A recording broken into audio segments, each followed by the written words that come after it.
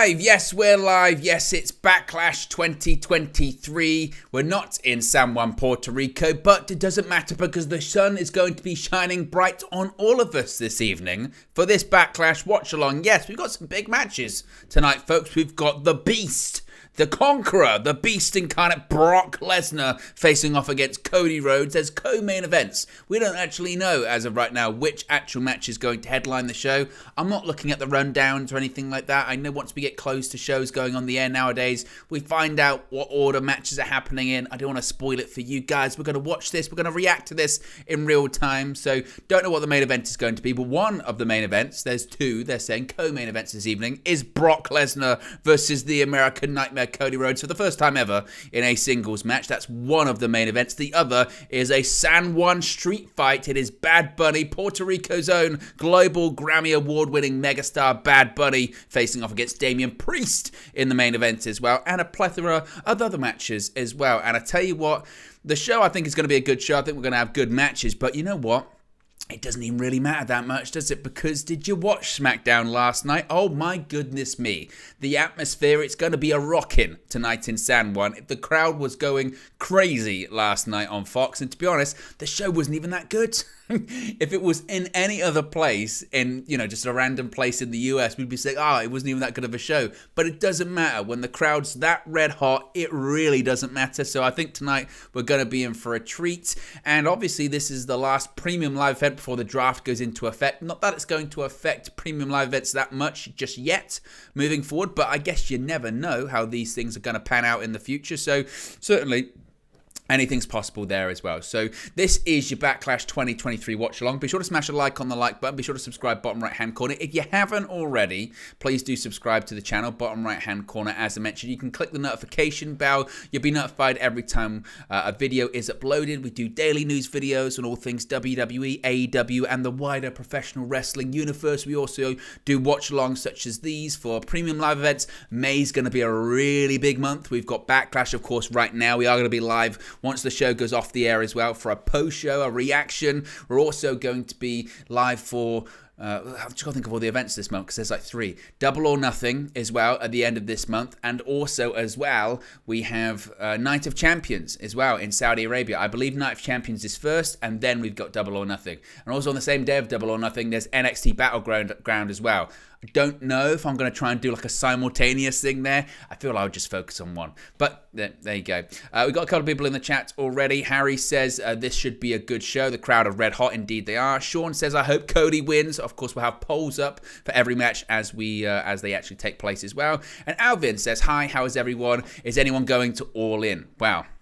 All In is proving to be challenging for yours truly because I don't know what the plans are that day, because we had planned Team UV to attend it all together, but it's on a Sunday, August the 27th, I believe, and we don't know what the fixture list is going to be looking like that day because the Premier League season would have started. So we have to kind of play it by ear, and we might have to get really close to the event and see what can happen when it comes to it, which is not ideal. So loads of people have been asking me, Owen, have you got tickets? And the answer is TBD. TBD on that one. And then as for Money in the Bank, they sold out like that, so I didn't manage to get that. Either way, you know me, guys. If we can't go there in person and watch it, we'll watch it together, as we do here on the channel, and we can all react to it in real time. So that's the plan for that. Let's do some predictions whilst we wait. We're about 9 minutes away from the show going live on the air. Let's do some predictions. Let's run through the matches quickly. Let's start off with the United States Championship triple threat match. Austin Theory, the WWE United States Champion, defending the championship against Bobby Lashley and Bronson Reed. Now, Austin Theory, since WrestleMania against John Cena, still being really Austin Theory-ish.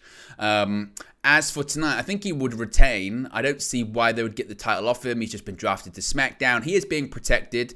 It's one of those ones, it's very Roman Reigns-ish, whereby obviously he's being built up. You know, he beats John Cena in the opening match of WrestleMania. Big deal. A lot of his matches come via some kind of screwy finish.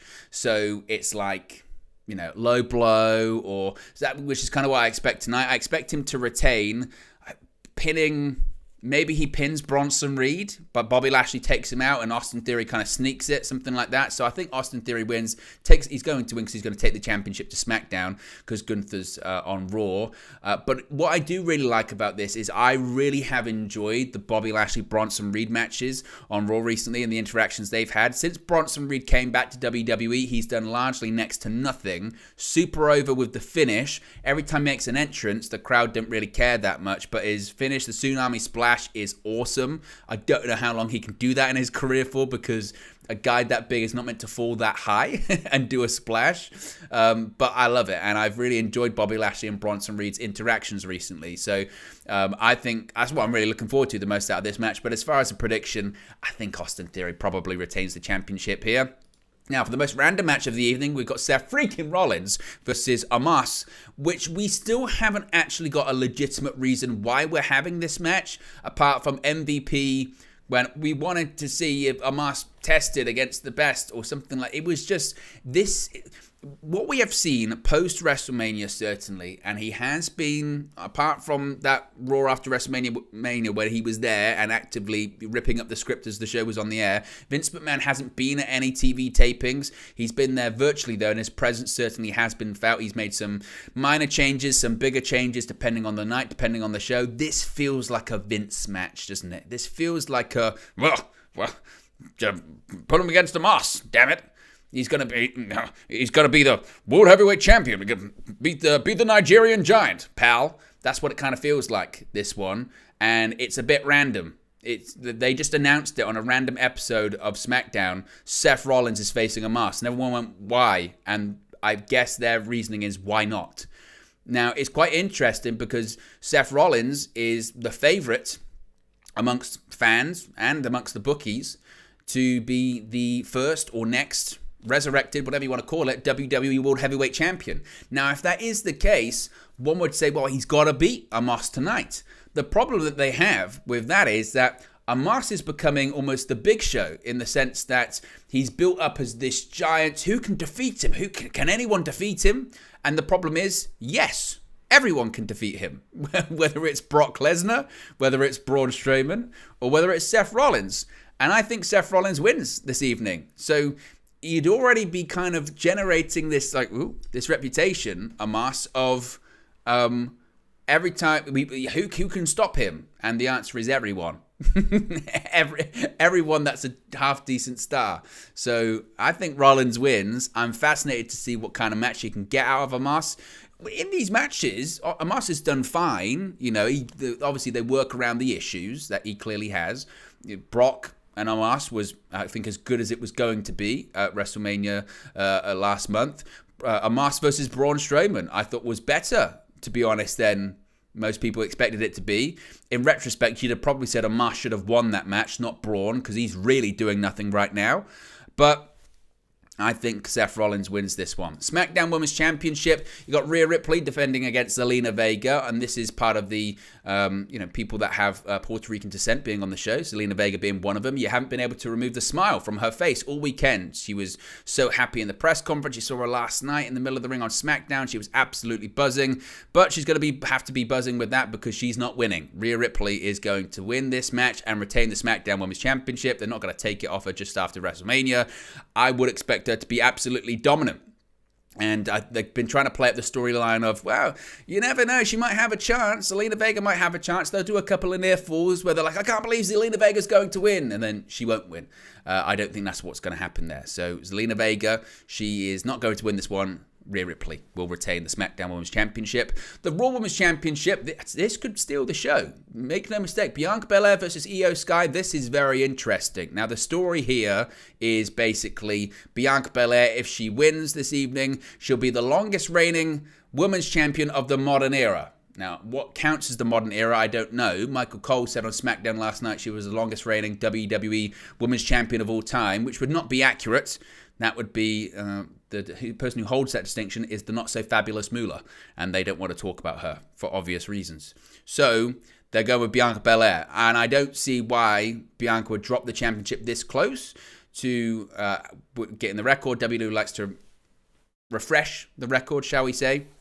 So I think Bianca Belair would win this one. It'd be a great match, though. Really excited for it. I think it could be, again, this is a bit of a dark horse to win the match this evening. But we're going to have Bianca as the Women's Champion on SmackDown and Rhea Ripley as the Champion on Raw. 6-man tag team match. We've got Matt Riddle teaming with the undisputed WWE Tag Team Champions Kevin Owens and Sami Zayn versus the Bloodline, Solo Sikoa and the Usos. And I guess the story this one is, can Jimmy and Jay stop screwing things up? And Solo Sikoa is getting pretty frustrated.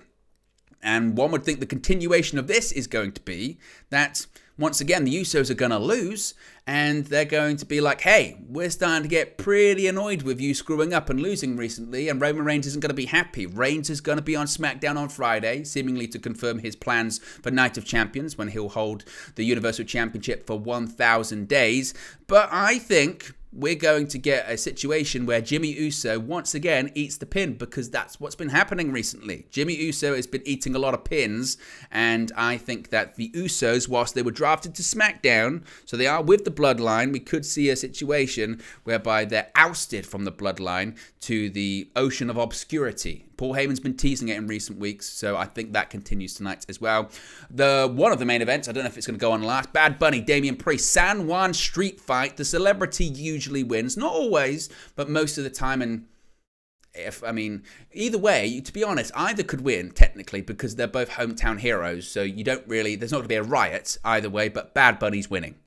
Bad Bunny is going to win this match, and I'm really excited to see what he pulls out. He's impressed every time he stepped in the ring. First ever singles match, Damian Priest, seasoned pro, and the street fight means that you can kind of get around certain things, and as long as it's physical, as long as it's tough, I'm looking forward to this one. But I think Bad Bunny wins this one. And Cody Rhodes versus the Beast, the Conqueror, Brock Lesnar.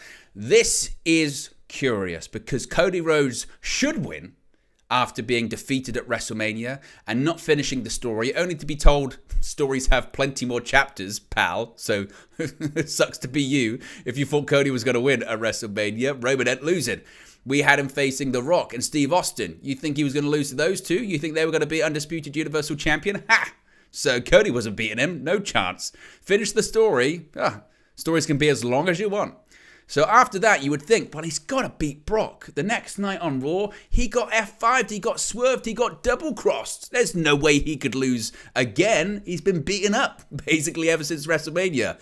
This is big bad Brock Lesnar we're talking about, folks, though. This is a Vince McMahon who's technically not in charge, the same way he retired last year from creative. All I'm saying is anything's possible. And my feeling, deep down, the more I think about it is, remember SummerSlam 2014? John Cena versus Brock Lesnar? Remember how much Cody loved to bleed in AEW? Maybe, just maybe, the story is that Cody Rhodes needs more adversity, pal. He needs to overcome more obstacles. And I don't think Cody's going to be the next World Heavyweight Champion as well. I think it's going to be Rollins. So what are they going to do with Cody? He should win. Logically, that would make sense. Things haven't been that logical recently. We're living in a reality whereby they created a new championship exclusive to Raw because of the draft, because of Roman Reigns, and SmackDown stars are competing for it. Anything's possible.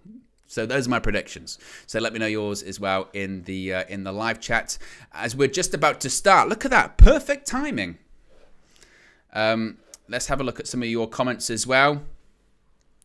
Lil Yo-Yo, one of the long-time supporters on United View as well, says, adrenaline in my soul. Cody Rhodes will win it all. Tremendous. Mary says, Cody is losing. Brock beats him and sends him to the hospital tonight. Harry says, stories have twists, Vince. Sean says, Cody will win. As always, we'll get the polls up during the matches. And here we go. The cold open is just started for Backlash. Then, now, forever, together.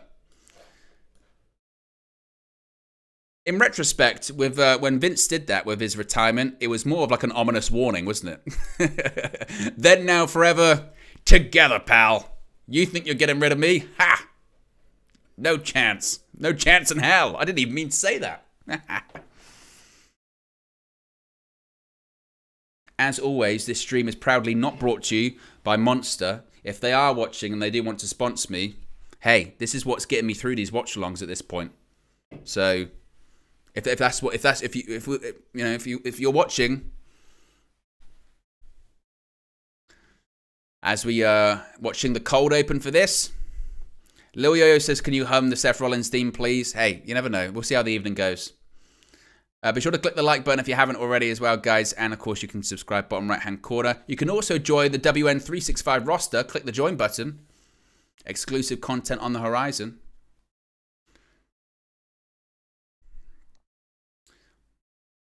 Bad Bunny is legitimately a actual megastar. Like, I remember when he first came in, Royal Rumble 2021, during the height of the pandemic, Thunderdome settings, and the outrage. This is why wrestling Twitter is mental, is because the outrage about who on earth's Bad Bunny? Never heard of him. Taking a spot away from the boys. What's he going to bring? Eyeballs? Eyeballs on the product? I don't think so. I've never heard of him. Goes to Spotify. Oh, he's like the 3rd most streamed artist in the world. He's got like 1 billion views all over social media. You go to his Instagram and you go, oh, lots of people know who Bad Bunny is. Yeah? And they're having this event in Puerto Rico, obviously, because they would sell out. They haven't had a pay-per-view, premium live event, whatever you want to call, since 2005. New Year's Revolution. Triple H was in the main event, Elimination Chamber settings. But they're having this event in Puerto Rico because Bad Bunny can sell out an arena like that. Bad Bunny and WWE, they can charge any price they want for a ticket. That's how big of a star he is. And they went, Bad Bunny wants to wrestle. Let's just do it in Puerto Rico. An event like Backlash, which isn't, historically a massive deal, we can do whatever we want. That's how big of a star Bad Bunny is. And he loves wrestling. He's not a guy that's half-assing it either as well. Oh, I love when they do this. They did this last night. They starting outside the arena with a drone and they fly it all the way through. This is such a cool visual. Look at this. Into the concourse. Up. Past the Absolute Vodka stand, tremendous.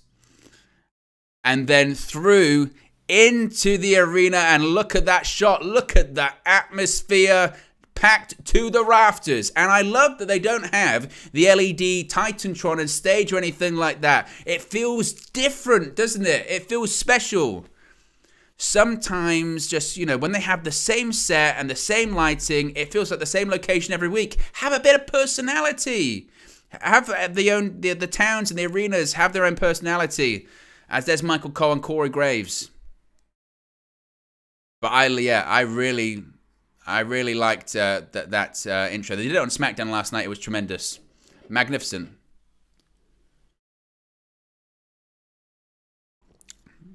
Man, listen to that crowd. Crowd's going crazy, as one would expect. To tell you what as well, Bad Bunny put on the Latino World Order Puerto Rico shirt last night. I was thinking, there's going to be... Oh, we're starting off with a Raw Women's Championship match. I was thinking last night when he put on that shirt, there are going to be people legitimately around the world that buy that shirt and wear it and have no idea it's got anything to do with wrestling. Because they'll just be like, Bad Bunny wore that shirt. It's cool. It's got the Puerto Rico flag on it. I'm going to wear it. And that's the key thing with shirts. Wrestling shirts, if you can wear them out in public, which is rare, that's a good shirt.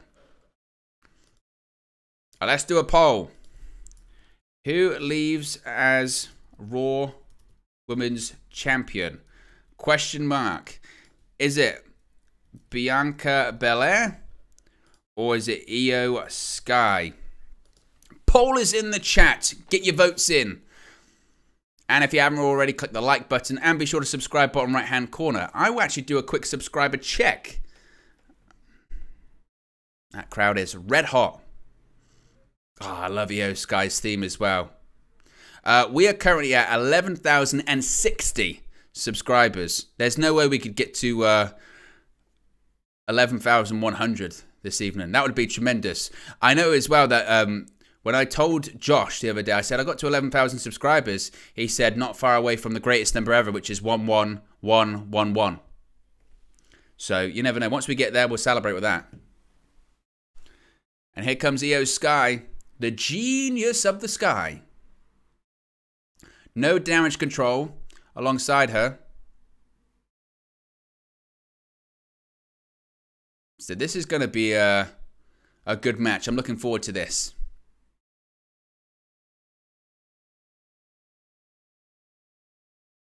Samantha Irvin doing the ring announcements for it.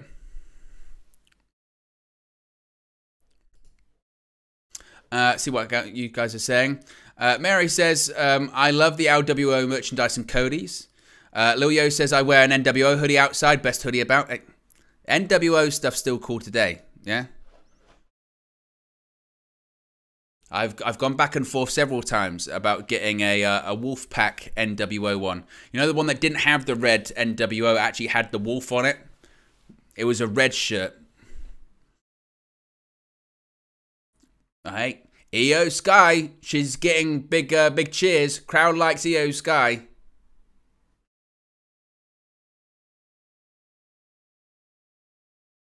And now she's doing the splits. Look at this, doing the splits. What they need to be careful with Bianca Belair is that just, you know, when you win and you win and you win and you win, sometimes people go, hey, I want to see something different. Bianca Belair, the Raw Women's Champion, drafted to SmackDown.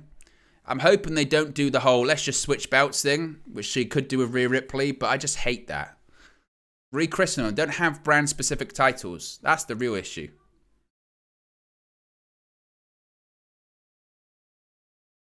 And the bell rings. We're underway. First match of Backlash 2023 begins. Collar and elbow tie-up to start this one. Now, I'm sure, I just can't remember off the top of my head. I can't... They must have faced off in NXT a bunch of times. Crowd trying to let's go Io. That's the thing with Puerto Rico crowds. Puerto Rico crowds are a bit like Canadian crowds. They like the heels. Unless you're a super over babyface, they like the heels. Okay, people forget Puerto Rico is a wrestling territory built on violence and blood. I'm talking about Bruiser Brody, Carlos Colon. Yeah, I'm talking about all that kind of stuff. Abdullah the Butcher. They like violence. They like blood. They like good wrestling. Back in the day, if they didn't like you, they'd throw rocks at you. And like bottles of piss and batteries at you. The Puerto Rico territory is legendary. Side headlock takeover by Io Sky. Head scissors by Bianca Belair. Io. Beautiful kip up out of it. Too easy. This is our reason why I'm looking forward to this one, because it's just going to be a showcase for Io Sky. What was that? She went for a schoolboy roll-up and Belair... Oh, shoulder tackle. Easy work, she says. Hits the ropes. Front flip over. Handspring. Oh, handspring of her own, Io Sky. Now she's laughing. What's going on in here? Roll through. Oh, rolls out. Nice start to this one. Reverse elbow. Second rope. Backflip over the top by Belair. And a drop kick sends Io to the mat. Sean says, is Bayley at ringside? No damage control. Yet, of course. Anything's possible. Scoop slam by Belair. Man, this crowd is red hot. And another slam. Man, already in this match, by the way, WWE loves their camera angles, don't they? You have to get sort of numb to it. Oh, and hangs up Belair's arm over the top rope. Now Io Sky's going to go to the top. Io Sky's just got the biggest grin on her face because she knows, like, hey, I'm not winning, but I'm over. I'm popping. Oh, look at this. Nice cross jacket style submission hold over the top rope. Referee's going to do the 5 count because she's using the rope to her advantage. Oh, Michael Cole said the name of the referee. Vince is somewhere screaming. Probably just because he looked in the mirror. Because have you seen him recently? Vince McMahon. I'd scream every time I looked in the mirror if I was him too. I'd go, what happened to me? I dyed my hair and pulled my face further back than my ears.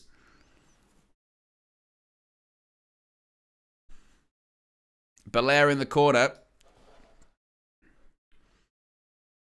Mary says, off subject, I hope the next feud for Roman and the Bloodline is the OC and AJ, Roman and the Bloodline. They should add Tamina so she can battle Mia Yim. Oh, Tamina. She was busy talking to CM Punk outside the arena in Chicago recently. And as King of the Indie says, don't forget to leave the like. 365 family, yes. Join the roster.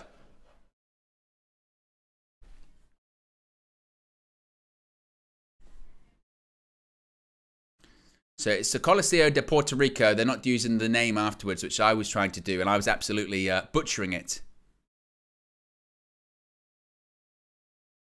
Io Sky, though, dominating the start of this one.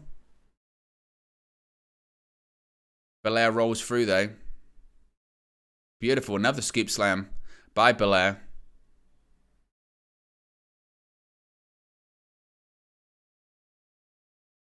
I tell you what, the braid isn't as tight as it was previously, was it? I don't know if that's by design.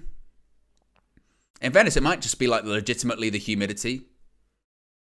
I saw they did the press conference there yesterday.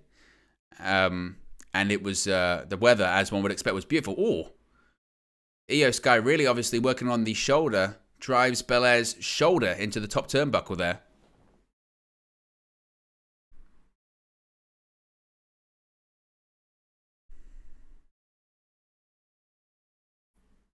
Look at the crowd still chanting for Io. Chants of Io, Io. Standing Dragon Sleeper by Io Sky. Rolls through. Again, just working on the arm. Handstand. Look at the athleticism and then knees right into the arm. And Belair's in pain. This is clearly going to play into the KOD finish. We should be able to get Io Sky up, given that she has a bad arm. As far as people, if they were to add a female to the bloodline, the logical person would have been Trinity Fatu, a.k.a. Naomi. But she's now signed with Impact Wrestling. So that's not going to happen. They could do Tamina. Like you said, they could do Ava, but she's incredibly green. I mean, I say worked a match at Stand and Deliver. She sort of walked into the ring for a few minutes and kicked people. Shoulder tackle by Bianca Belair. Jumps over the top rope. Now he's going to go for... went for a version of a glam slam. Roll through by Sky. And a double foot stomp to the gut. And look at Io Sky firing up. If I was Io Sky, I'd be having words with Bianca Belair right now. I would say, hey, look. I would say, let's rock and Hulk Hogan this, okay? Let's switch roles mid-match. I'm over. I'm the babyface. You're the heel. Let's switch game plans here.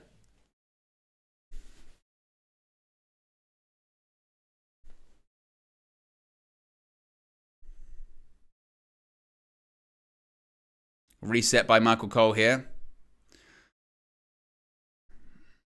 And again, this is what's crazy about the draft as well, is they're both on SmackDown now, challenging for the Raw Women's Championship. Oh, the boo and yes, trade-off punches already.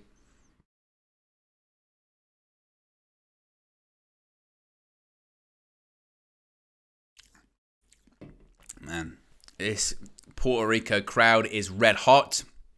As I said earlier on, this is a heel territory. Get ready for this all night. They like the heels. They don't care for baby faces. I went for a head scissors, holding on. Oh, backbreaker by Belair. Both competitors down in the middle of the ring. But Belair still selling the arm. She's still trying to say, my arm, my arm. King of the Indie says, nah, Puerto Rico is really the country of heels. I ain't never heard this much EO chants in all my life. Get ready. This is what it's going to be like for the remainder of the evening. I mean, I know Cody was on SmackDown last night and they were chanting for him, and there was, you know, they were doing the whole, the woe. But I wouldn't even be shocked, right? If Brock squashes Cody tonight, yeah, they'll cheer. they'll cheer.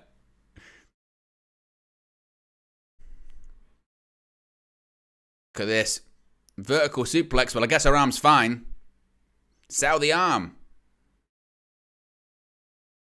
See, that's the stuff I don't like. You've just centered the whole match around. You've got a bad arm. And you've then just done a standing vertical suplex and a kip up where you've pushed off the mat with your arm. And now on commentary, you've got to go, pushing through the injury. Come on, man. Come on. Psychology.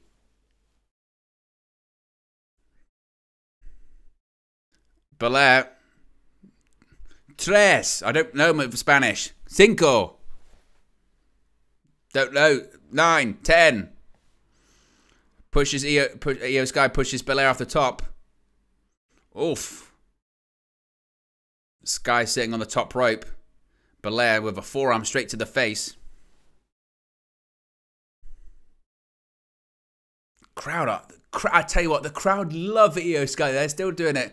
Military press. I thought you had a bad arm, Bianca. No, she still won. Oh, that's pretty impressive. Oh my god. Oh my god. She dropped her on her face.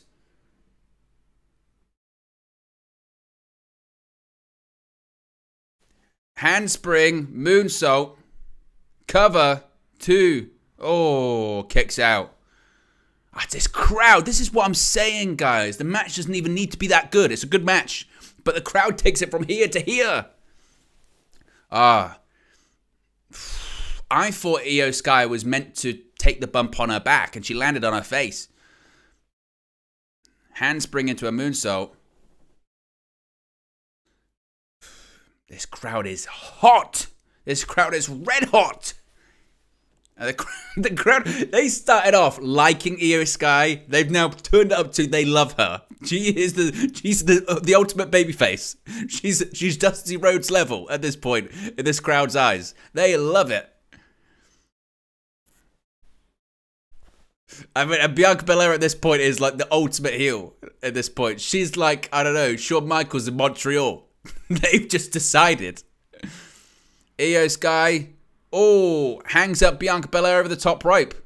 Look, we might even get an impromptu title change. They might be in Gorilla right now going, screw it. The challenger is rolling. They are rocking it in Puerto Rico. Springboard, missile drop kick. Belair rolls out to the outside. Listen to this place. Look at this springboard. Beautiful missile dropkick right to the heart of the champion. And Belair wisely rolls to the outside of the ring. But Io Sky isn't done there. Belair pushes her off the top.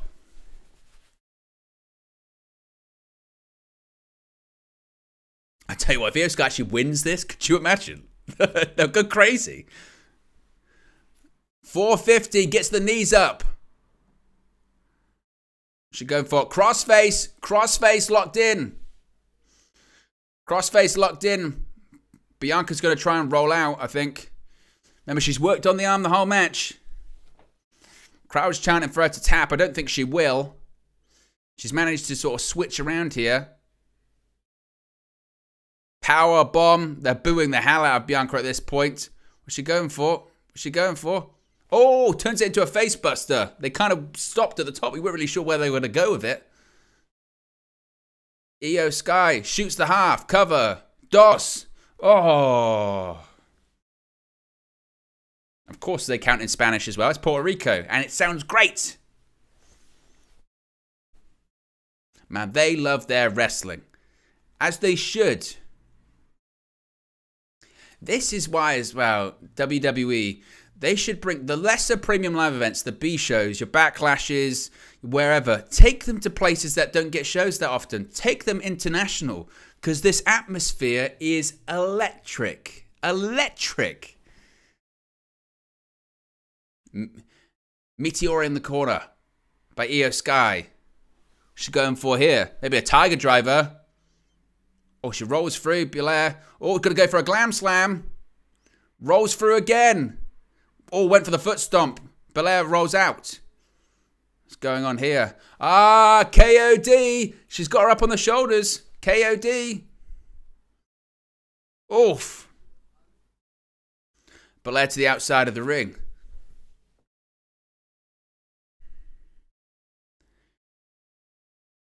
What we're looking for here, we might be in a position for a dive or something like that. Remember, if you haven't already, be sure to subscribe, bottom right-hand corner. Be sure to hit a like on the like button. Got nearly 70 people watching. The crowd in Puerto Rico is absolutely buzzing right now. Or what's this? Oh, handstand on the outside, but a kick right to the gut by Io Sky. I said this would be a dark horse. I said this would be a dark horse for the match of the evening because these two have chemistry. They can work. And Io Sky is going to do something crazy here. She's given this to the crowd. She's going up to the top. Moonsault from the top to the outside of the ring. Whoa, she landed right on Belair's arm as well. That will take it out of the socket legitimately. Whoa. Look at this. Beautiful, picture-perfect moonsault. Take note, Charlotte Flair. That's how you do a moonsault from the top to the outside. You make contact. Sky. Back in the ring. Oh, and Belair kicks out. This is the opening match of Backlash 2023. Raw Women's Championship on the line. Bianca Belair defending against Io Sky. Remember, if Bianca Belair wins, she will become the longest reigning WWE Women's Champion in modern history. What counts as modern history? I don't know. But if she wins, the clock will strike midnight tonight and she will break the record. Trying to prevent that from happening is Io Sky, who is the heavy favorite from those in attendance in San Juan this evening. And it's a classic so far. Oh, Io Sky pushed off the top rope. Io's on the apron now. Oh, a big shote by Io Sky. What has she got planned here? Io's going to do something crazy. Oh, she's going to go for a Frankensteiner maybe. Top rope. Oh, she caught by Belair. Look at the strength with one arm. Tries it again. Belair says, no, I'm still too strong. Io Sky going to get back up. Belair, second rope. Oh, sit out powerbomb. And not even just, she jumped. She jumped into it. Cover. DOS. Oh, and Io Sky kicks out. Follow this. It doesn't matter who you are. If you're Cody or you're Brock. If you're Bad Bunny or Damian Priest. If you're in the 6-man tag. If you're in the other Women's Championship match. You've got to follow this one. The Coliseo de Puerto Rico is shaking. Wow. This is incredible. This is the first match. Oh, what's going on here? Here they come. Here come Damage Control. Bayley and Dakota Kai. Oof. Bayley gets on the apron. Is this a distraction that's going to lead to something? Io Sky, she's grabbing the braid. Oh, pulls it in. Almost, it's around the face. Rainmaker-esque. Oh, no, KOD. Dakota Kai gets up on the apron. Oh, she was hit with Io Sky's foot. KOD. Oh, code red. 1, 2. Oh, I thought she'd won it. I thought she did it. That was close. What an air that was. Man, the crowd believed too. So did I for a second. Bianca Belair's getting back to her feet. I mean, her hair's literally coming out. Did she just give her brass knucks? What's going on? Bayley. Oh, Bayley's now in the ring. Bayley, oof. Now she's going to push her out. What's going on here? Oof. Oh, she kicked in the face by Dakota Kai. No way. I mean, it was a really weird sort of interference they've gone there. Oh, stamp on the gut. Io Sky, she's going to the top rope. She's going to win.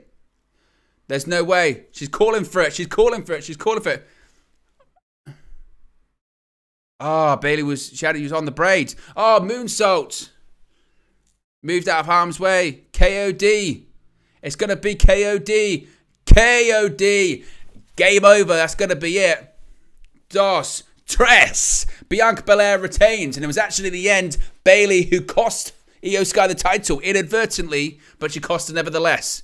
Bianca Belair retains. We knew that was going to happen, but they made us believe for a split second there. Just for a split second, you thought, hey, I think Io Sky might win this one. Incredible. What a starting match. Wow.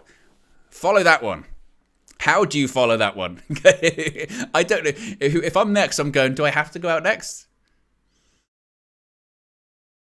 Now, they're playing up on commentary, they're saying, hey, if Damage Control hadn't have come out, maybe Io Sky would have won that match. And maybe Michael Cole's right. Tremendous. Well, all of you that voted, you said that Bianca Belair would win, and you were correct. We're 1 for 1 in the predictions this evening, but still, what a match that was. Now, the finish, as I mentioned, was Bayley holding on to the braid of Bianca Belair. And that's what cost. And the ref said, hey, Bayley, what you doing? And Bayley was like, oh. And then it allowed just enough time for Io Sky to get distracted. Went for the moonsault, missed. And then KOD, bang. 1, 2, 3. Uno, dos, tres, as the crowd would say. And Bianca Belair, of course, breaks the record of the longest reigning modern day women's champion in WWE history. What a match. Not the most popular victory. Not the victory maybe the crowd was looking for. They wanted to see Io Sky win this one this evening. And there he is backstage. It's Bad Bunny.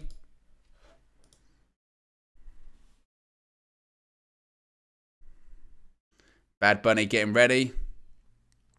And there's Rey Mysterio. Rey Mysterio rocking the black mask this evening.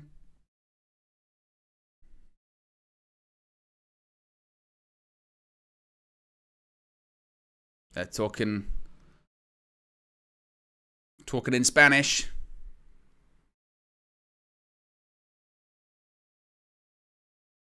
Who's coming in now? Ah, look at this, Savio Vega. Savio Vega's here. Listen to the pop.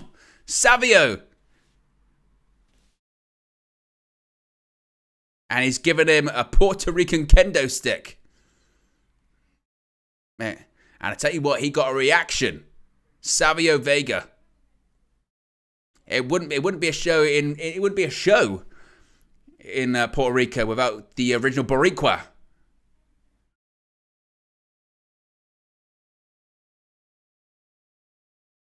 BSK member.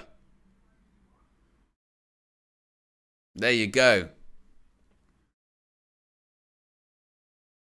That beautiful coastline of San Juan.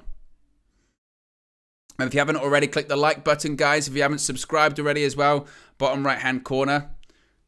We're currently on 11,067. Let's see if we can get to the target. The target was 11111. So if we can get to how many away is that?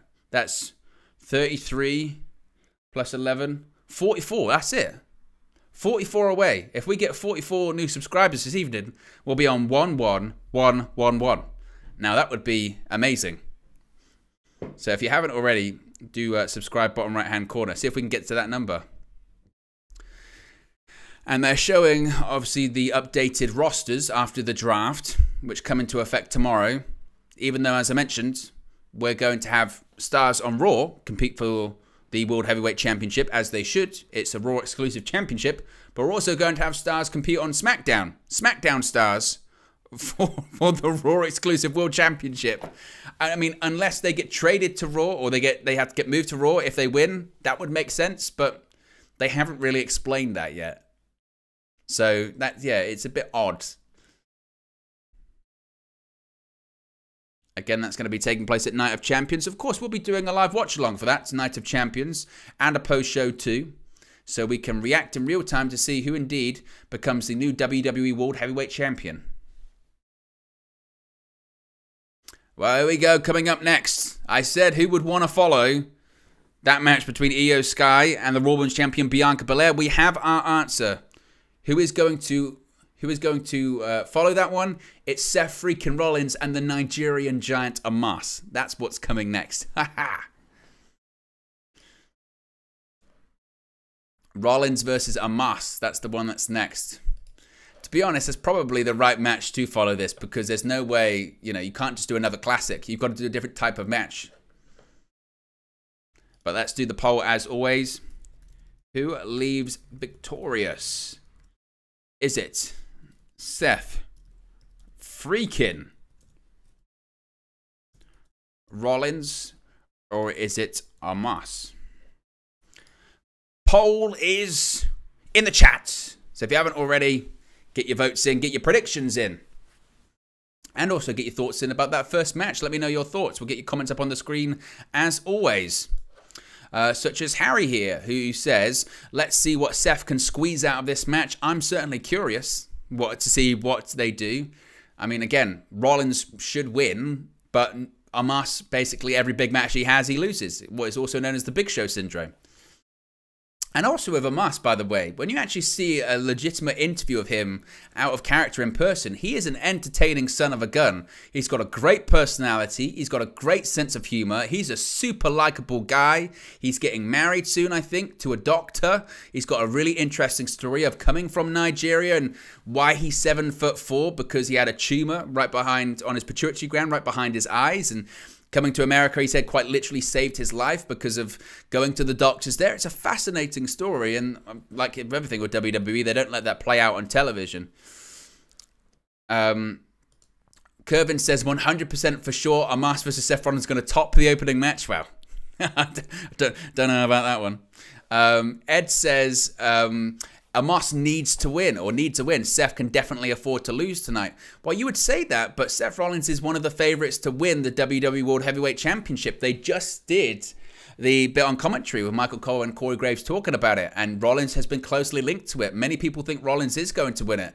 So if Rollins is going to win the WWE World Heavyweight Championship, should he be losing to Omos this close to Night of Champions? Unless the rematch at Night of Champions is going to be Seth Rollins versus Omos. Remember, Omos isn't actually tied to either Raw or SmackDown. He is a free agent.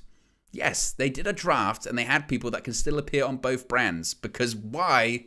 Why not?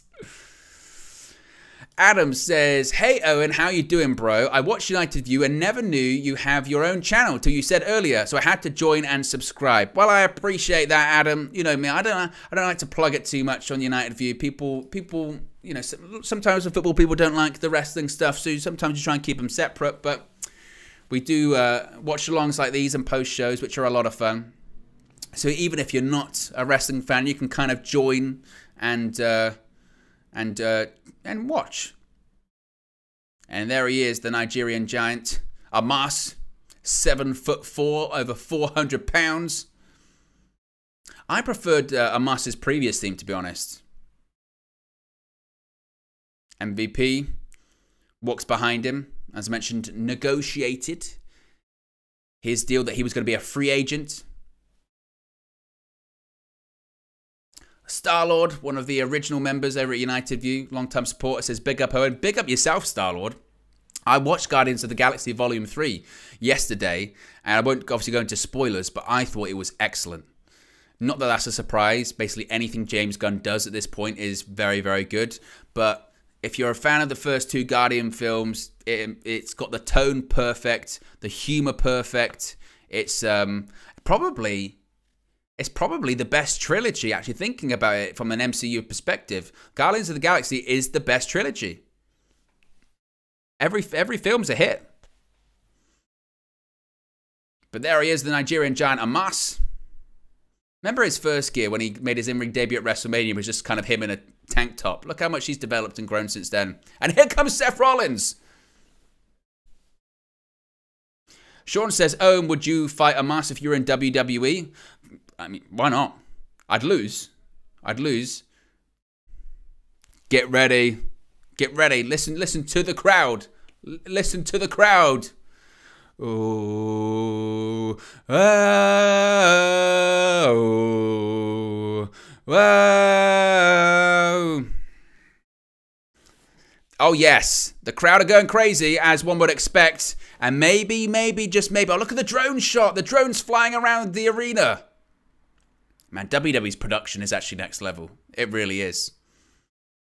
There's one thing you can't criticize with WWE. They know how to do a big show.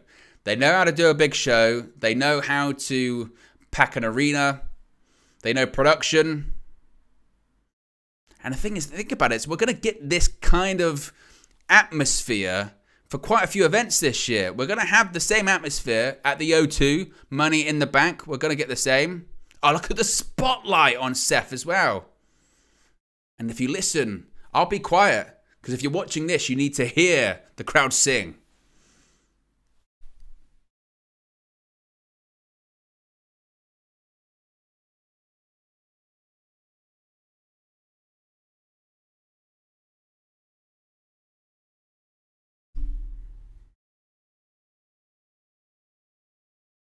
One of the rare occasions. Oh, he got kicked. Omos, he let him go for a little bit and he just kicked his head off. Oh, the Nigerian giant. That's how you make yourself a heel.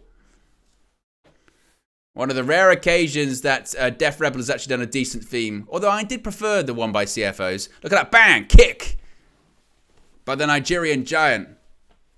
That's how you make yourself a heel. Oh, my goodness me. The bell's just rung and Omos just shoulder tackled the spirit out of Seth. Wow.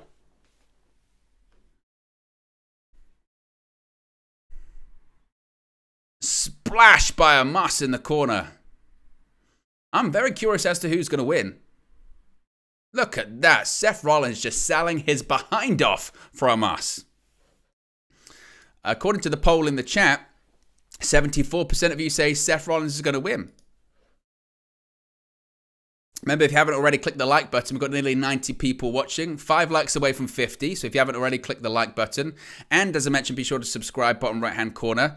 See if we can get to 11111 this evening. We're currently at 11073. We are getting closer. Thank you very much. Much appreciated. Big plans for the channel this year. I'm going to get into gaming.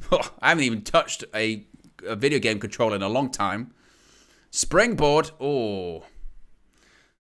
Omos with a slap to the gut. Yeah, I'm going to get into gaming. I'm going to get PS5. And we're going to play My Rise 2K23.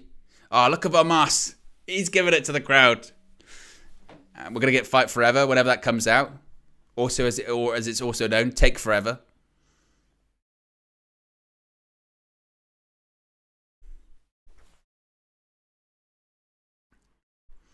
Omos with a version of an Iron Claw.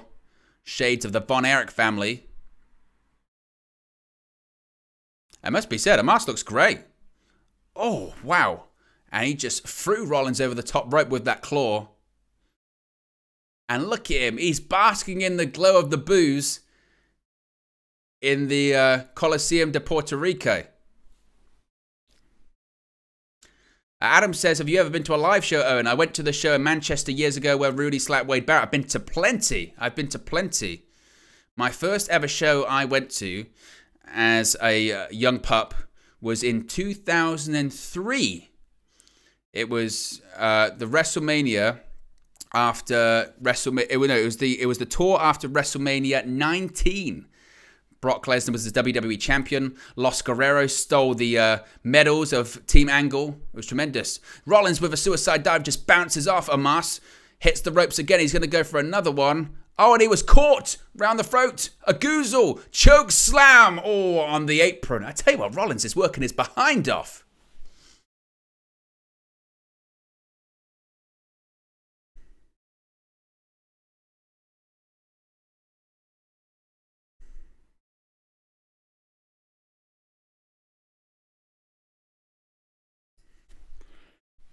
Look at the press by Omos over the top rope and back in the ring.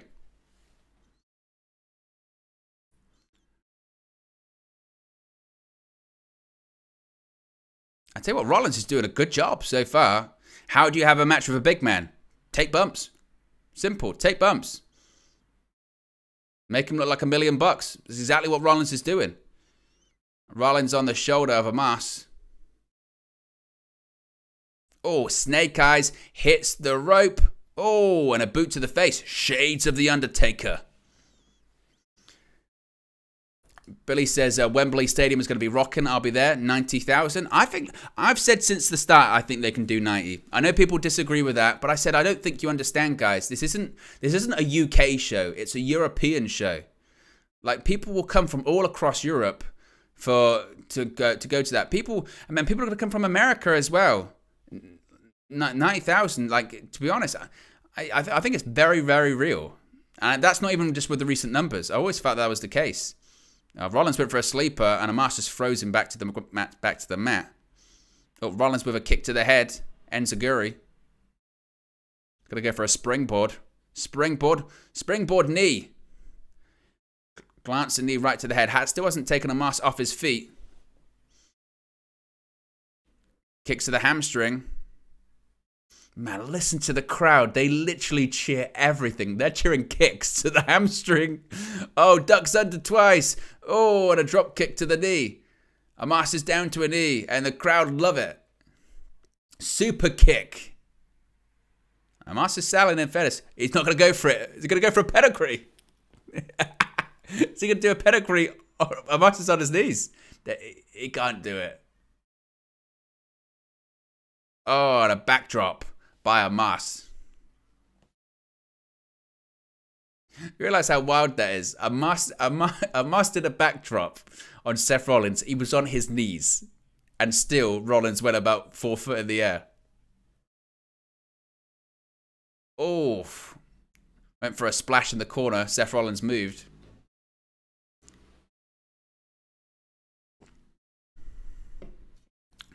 Oh, wow. Billy said, I'm in Arizona. Can't wait for All In. Well, there you go. Again, that was my you've given my perfect example there, Billy. People are going to come from all over the world for it. Oh, tornado DDT by Rollins. Now's where Rollins going. Rollins is going to the top. Is he thinking frog splash, maybe? Here we go. Frog splash. 1. Oh, and he only got a 1. Shoved him out straight away. Said, nope. Look at this. Rollins looks shocked.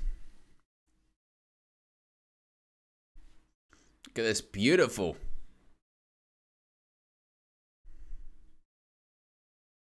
Think of the run that MVP's having as well. This guy came back for a cameo at the Royal Rumble in 2020. Just a cameo. Then he became a producer for a little bit. Now he's been a super successful manager.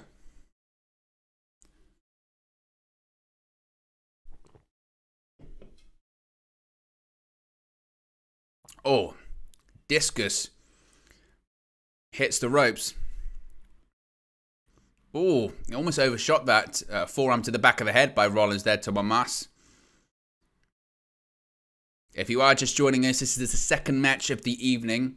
Bianca Belair retained the title over the Io Sky. Stomp! No! Look at the strength! He went to stomp Omos, and Omos just went like that. No way.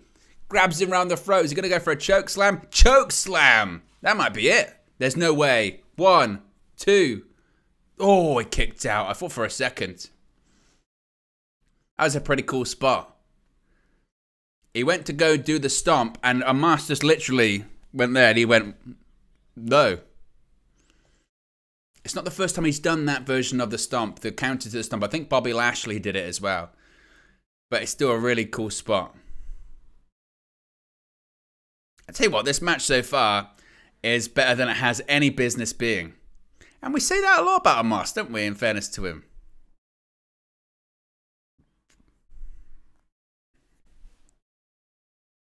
Pushes Rollins off the ropes. Rollins on the shoulders, and now he's going for a backpack style sleeper hold. And Omos just shoves Rollins into the corner. Rollins goes for it again. And again. He's got a sleeper. He's standing on the back. Is he going to do the whole pass out kind of gimmick? And Omos. He's down to a knee. Is he going to pass out?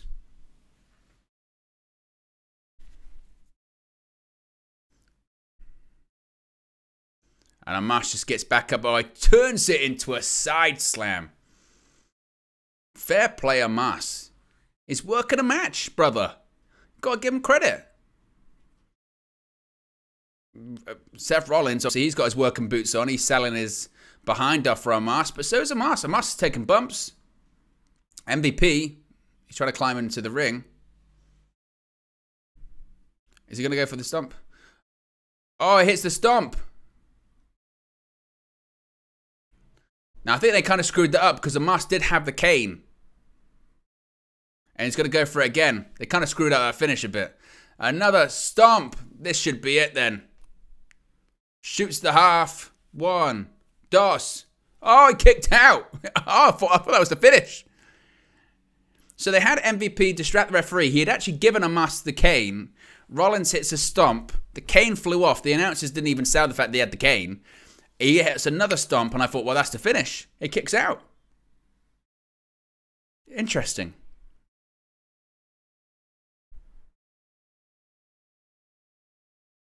And, of course, he hit the super kick on MVP there as well. But kicks out 2 stomps.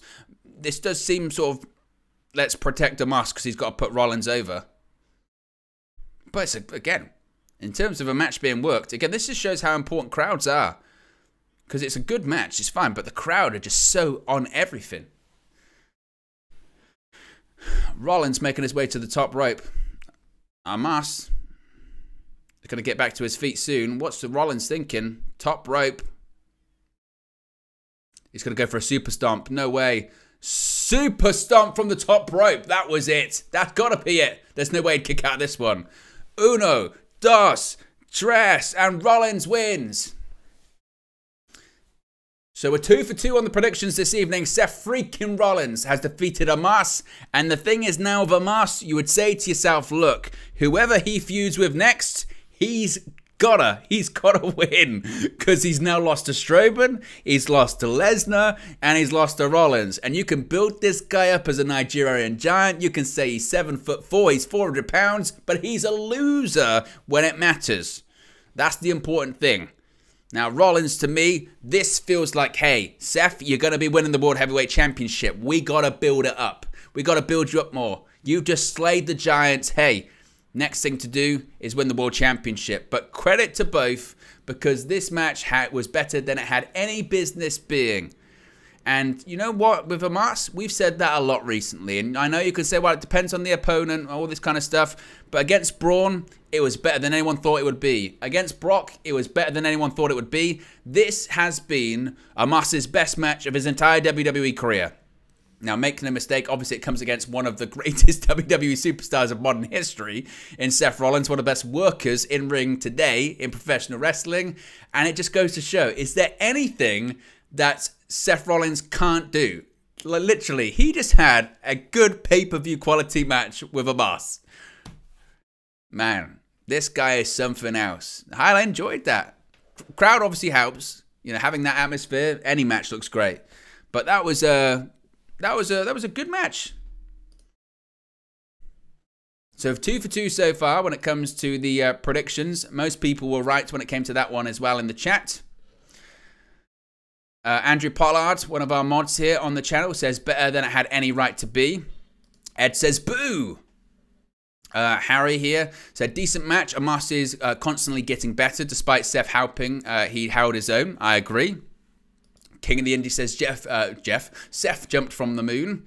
And Ed says you're right. It's Big Show syndrome. Yes, that's the problem that they have. Is that, you know, they will have him in these matches because beating a Giant's good. But at the same time, if the Giant is constantly losing, the threat is gone. You know, they know how to do it with people like Brock Lesnar. You know, Brock Lesnar, when he has matches, he wins the majority of them. So when you have a situation like they had with Roman Reigns, where you needed to get Reigns, oh, it's really a big deal that Reigns has beat him, that's why it works. That's how wrestling's always worked, you know? You can't convince, I mean, maybe it's to a casual fan sort of thing, oh, there's no way this small guy can beat that big guy, and then they beat him, they go, oh, it's amazing. But if you've been watching for long enough, you go, well, it doesn't hold much stock, does it? But 2 matches in, excellent show so far. We're not even an hour into the show. I've enjoyed the hell out of it. I always enjoy doing these watch-alongs. And if you haven't already, by the way, click the like on the like button. 2 likes away from 60. Let's see if we can get to 70 likes. That would be amazing. And be sure to subscribe as well, bottom right-hand corner. As I mentioned, the target for this evening is 11111. And we're currently at 11079. So let me do my maths. That means 1 to 80. 20. 21. 32. We're 32 away. Yes, we're 32. Is that right? Yeah, 32 away from 11111. So if you haven't already, subscribe bottom right hand corner. And we're just seeing what happened yesterday at the press conference when Bad Bunny slapped Damian Priest. It was quite funny actually when this yesterday, because Bad Bunny did a proper slap and ran away really quickly, and then he was threatening to hit Damian Priest with a speaker. He was going to hit him with a speaker. He was like, I'm going to do this.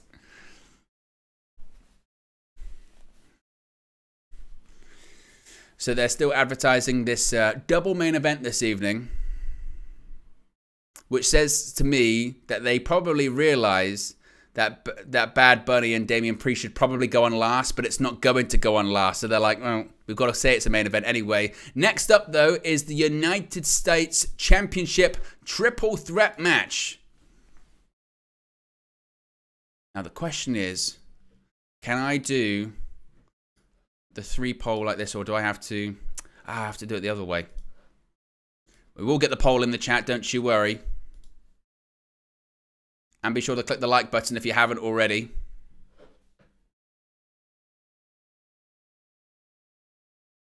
Start a poll. Who leaves as United States Champion? Is it Austin Theory, Bronson Reed, or Bobby Lashley?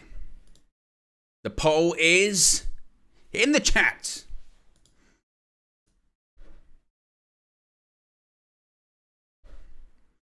Lashley drafted to SmackDown in the draft, which I think says to me that we're going to get Lashley versus Roman Reigns at some point, right? That would make the most logical sense. We haven't seen Lashley versus Reigns, and really the function it felt like for the draft, particularly when it came to SmackDown, is we need opponents that haven't faced Roman Reigns before in this title reign anyway. And Bobby Lashley is one of them, as well as AJ Styles. And here comes Bronson Reed, who I'm a big fan of. Bronson Reed. He doesn't get much of a reaction when he does his entrance, but his finish is awesome. The Tsunami Splash. He's had decent matches. I've enjoyed his matches with Bobby Lashley on Raw recently. I'm a fan of Bronson Reed. Remember as well, this is a guy that when he was away from WWE, New Japan wanted him so badly. He was in New Japan without a contract, yeah? And New Japan wanted him so badly, he defeated Kazuchika Okada clean. He pinned Kazuchika Okada in New Japan Pro Wrestling. That's how bad they wanted him. I always felt he was so suited to Japan as well. Big foreign heel that works so well in Japan. And here comes Austin Theory. 8-Town down. 8-Town down.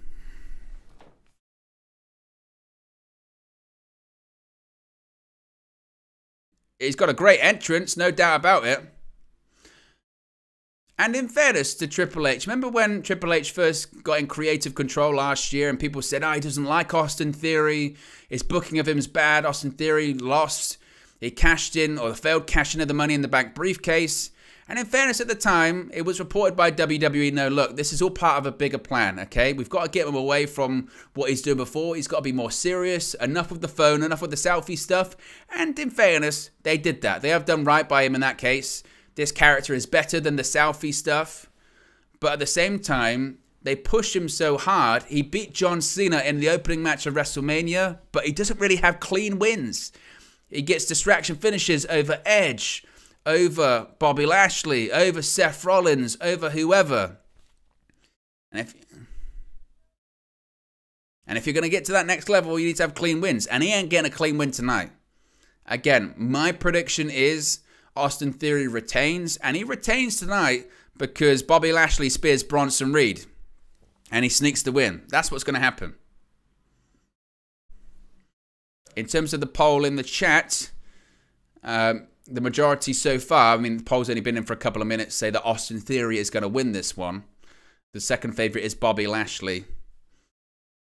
But given that Austin Theory's on SmackDown and Gunther's on Raw, my feeling is that we aren't going to the title change tonight. Ed says Theory retains. I think they just added Reed so they can protect Bobby from the pin. I agree. King of the Indies says Theory will snake away to a win.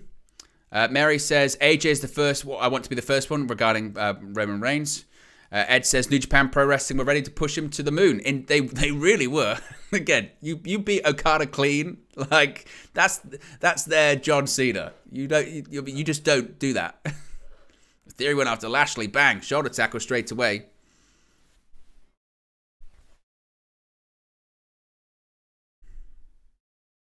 Bronson Reed thrown into the corner.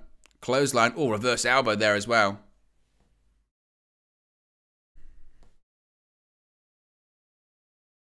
He tried to send Theory into Bronson Reed. Oh, a clothesline actually turned into a DDT.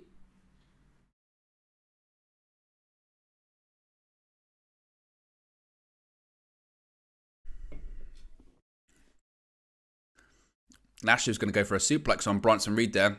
Oh, he's going to go for the hurt lock. Oh, what a botch. Referee screwed it up. Austin Theory was doing his sort of jump through the rope and the drop kick, and the ref got in the way, and he ran into the referee.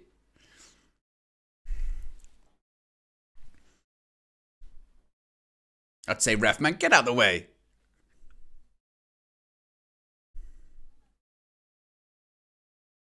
Well, he went for a suplex, Austin Theory, on Lashley, and Lashley just delayed vertical.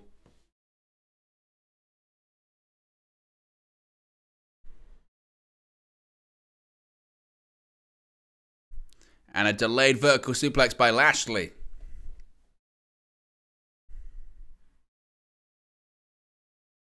Oh, swipes him under.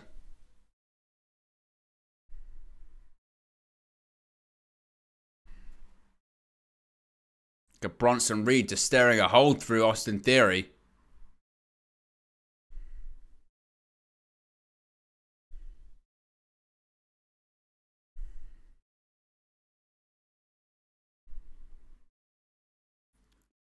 Bronson Reed and Austin Theory staring off against each other.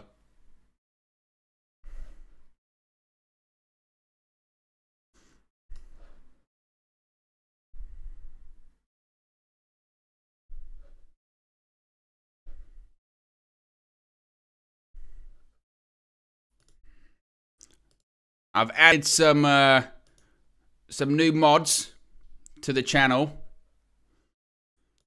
Some of the people I know from over on United View, so I'm sure you'll do right by the WN365 community. So there you go. You should see a little spanner appear next to your name. The community is a-growing.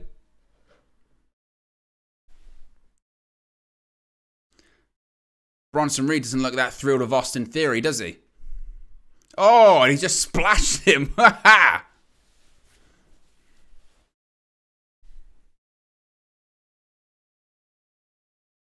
Clothesline in the corner by Bronson Reed. Look at that. Look at this. He just wiped him out. Bang. What was that? Lashley just... Oh, my God. One-arm slam by Lashley to Austin Theory. That was brutal. Lashley now is going to be setting up for a spear, it looks like. Oh, he did it. Spear. This going to be it. 2, the referee did one of those weird counts as well. This referee's having a stinker in this match, by the way. It got in the way. He might have actually technically counted to 3 there. What's Bronson Reed thinking? No way. Oh my God! Bronson Reed just did a Vader bomb from the middle rope to the outside of the ring. Look at this. On the shoulder of Bobby Lashley. Bronson Reed. And Bronson Reed, this is what I'm saying. I'm a big fan of his work. He's obviously super heavyweight. He's 400 pounds, but he can go. He can do some crazy stuff. That's why when he was in NXT, he was a fun watch. His character wasn't great. He's going to the top rope here. He's better as a heel, not as a lovable babyface. Oof. Cut up on the top rope. And this might be what we're looking for. Austin Theory gets back in the ring. Theory, is he going to go for it? Went for A-Town down. Now he's going to go for a Hurt Lock. It's in. Hurt Lock's locked in on Austin Theory.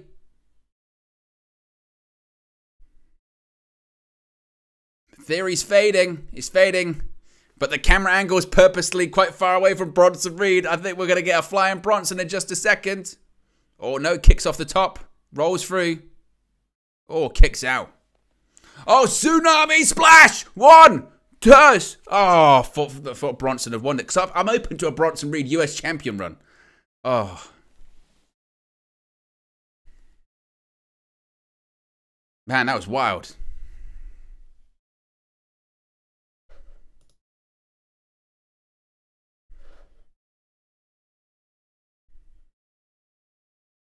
Look at that Tsunami Splash. Rob Herring says, I sent super chats. I'm not sure if they went through. I can't see anything through. Obviously, if you do want to send a super chat and get your comment up on the screen, you just have to click the $sign. But I think everything's working on that end. But sometimes YouTube, you never know. Theory trying to get Andrew Pollard. I can only see. Imagine, Andrew, you're resting the match. You want to get Bronson Reed back to the match. This is what happens when I try and multitask a million times. Oh, beautiful. Jumping blockbuster by Austin Theory. If you want Andrew Pollard, you can be added to this match. Fatal 4-way. The Philadelphia moderator. No way! Austin Theory gets Bronson Reed up onto his shoulders. He did it! Oh, Bronson Reed, no. Comes through. Oh, beautiful. Inverted power slam. Love that by Bronson Reed.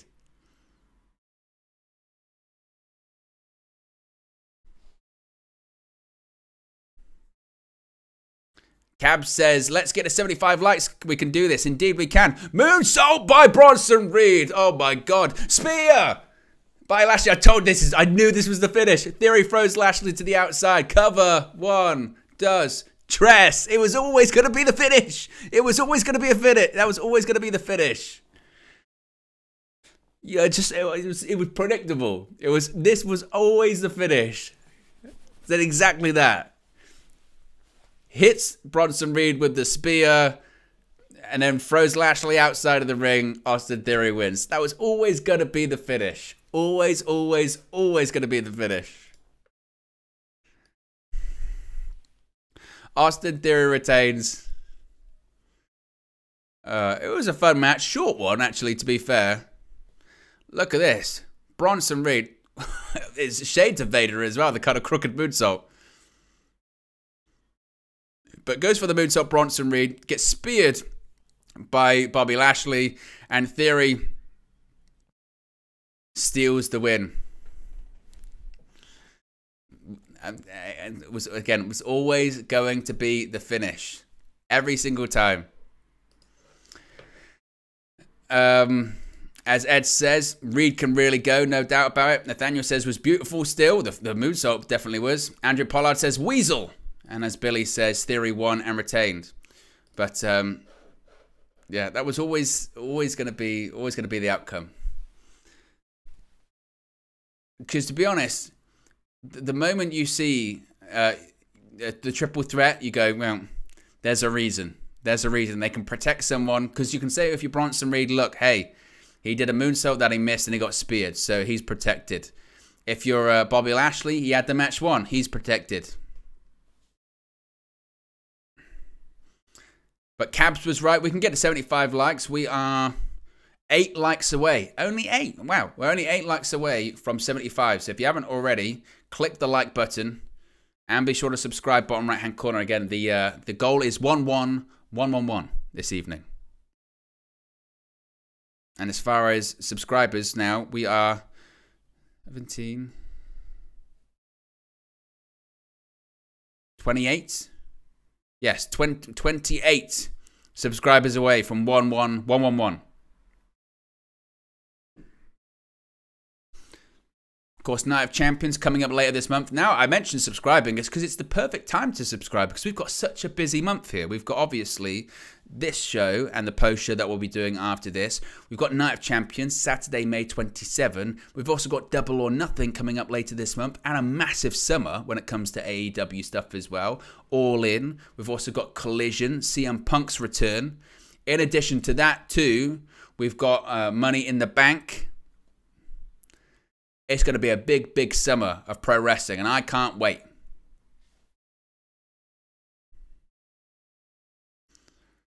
As we're seeing a Rhea Ripley package, which is obviously because Peacock have better adverts. I think we're so blessed here in the UK that we don't have to put up with the Peacock stuff.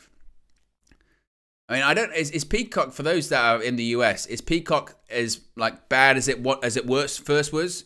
Because I remember when WWE Network first got migrated over to it, people were really not happy with it. They were saying, "Oh, stuff is difficult to find. You can't really search for stuff and all that."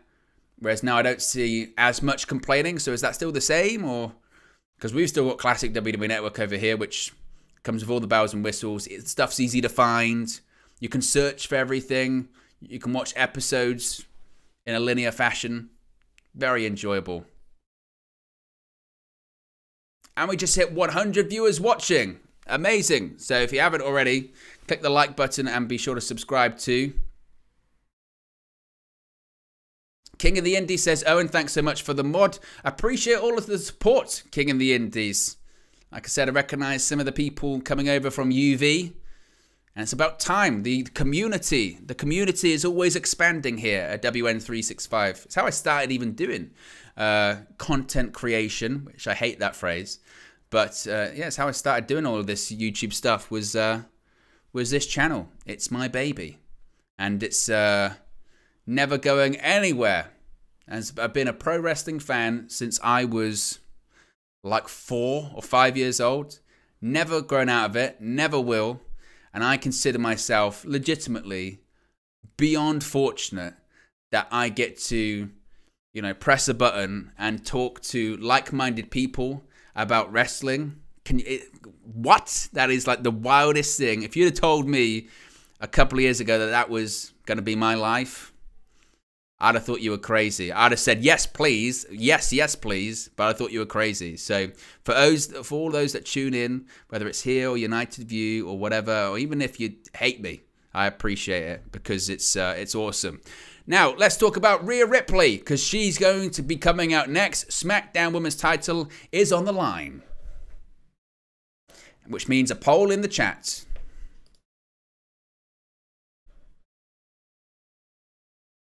Who leaves as...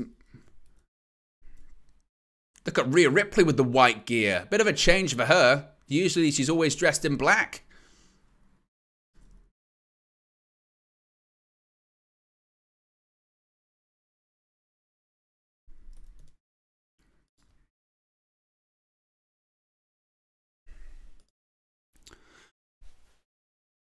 Well, what's quite interesting so far is this is match number 4 for the evening. Now, all of the matches so far have been predictable in terms of the outcomes.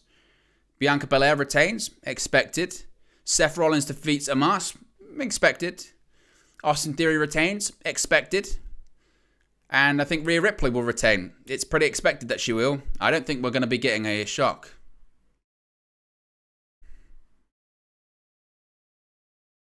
Oh, Rhea Ripley's entrance is so great, isn't it? She's just a star. She is a star. She's got the confidence. She's got the look. This music, I think, actually suits her more. She is a megastar, and she's still young as well. She can be the face of WWE's women's division for the next decade. She has it. And she can work as well. Remember, she won the Royal Rumble coming in at number 1. And she was like, oh, easy. She is something else. She is next level stuff. I think she's going to have a legacy legitimately that people are going to struggle to live up to. She is that good. She's already won everything in WWE. SmackDown Women's Champion, Raw Women's Champion, NXT Women's Champion, Women's Tag Team Champion, rather. She is Mammy for a reason. And she is over. Listen to the crowd. They're chanting, Mammy, Mammy, Mammy. And they should. And she also said, kiss her ass. She wants to be the heel. Viva la Raza. The LWO's music plays. And here comes Zelina Vega.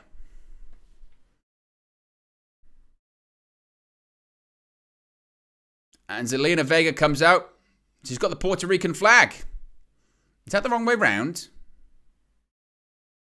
It is the wrong way round. Should be the other way, Zelina.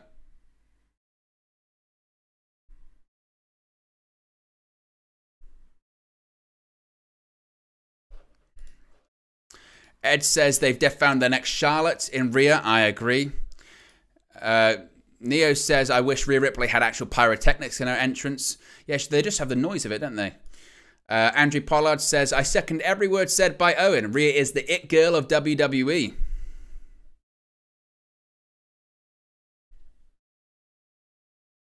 Cab says, Owen, I'm not a fan of Rhea Ripley because she always disturbs my superstar Charlotte Flair. Oh!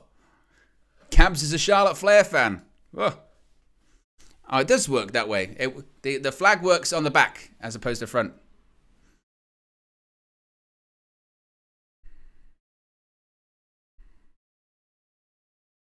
Look at the trainers or sneakers that Zelina Vega has.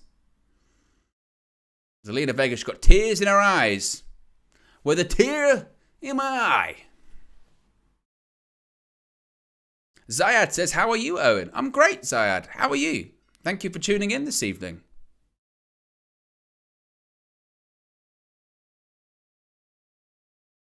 Of course, Zelina Vega as well. First ever Queen's Crown winner. Back in 2021 at Crown Jewel.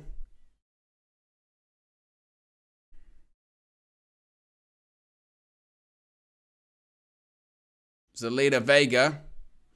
Getting the big reaction. I mean, she's literally, she's a mess. She's crying. The emotion's overcoming her. Got to get it together, Zelina. Got to hold it together. Raw emotion. Look at that. She's getting a proper standing ovation. This is like Hulk Hogan in Toronto after WrestleMania 18.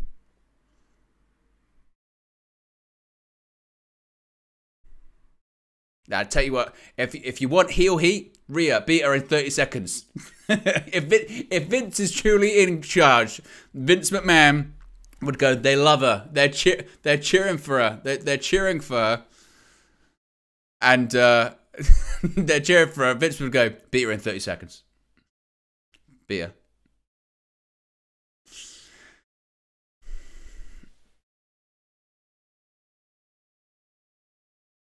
Azayad says, I'm good, Owen, just nervous about tomorrow's game. Fear for a Suchek dagger. Don't even think about it. Don't even think about it. Park that for tomorrow. We'll focus on the wrestling now. We'll have some fun. Escapism at its finest.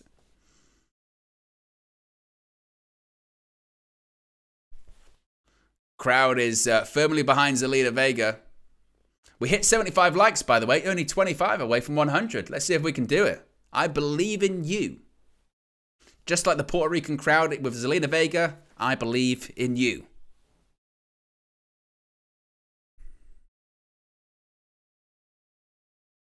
Ed says, Zelina's father looking down on her with pride. I know it 100%, obviously. Zelina Vega's father, yeah.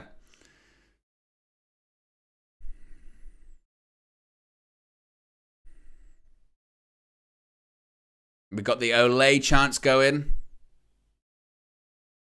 This is where Michael Cole in commentary goes, they got the soccer chants going. It's an Olay chant, Michael. It's fine.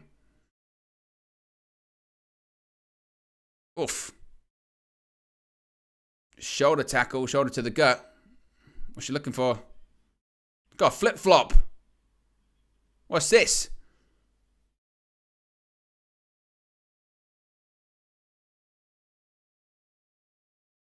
She just threw a flip-flop at Rhea Ripley. What the heck?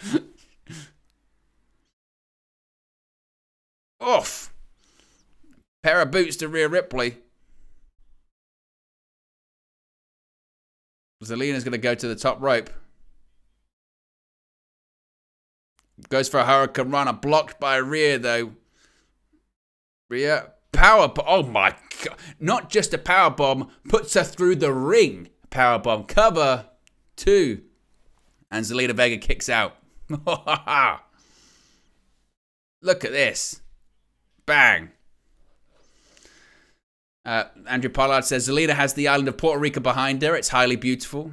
Rob says, my question is, why do they treat Omos so badly and not give him the same respect like The Undertaker or Kane? He could have used the win. It would appear that WWE doesn't really know how to book a big man. You'd have thought they'd learn their lesson when it comes to the Big Show. They need to be protected. Or forearm to the back by Ripley to Zelina Vega. Oof. Ripley just throws Zelina Vega into the top rope. Top turnbuckle, rather.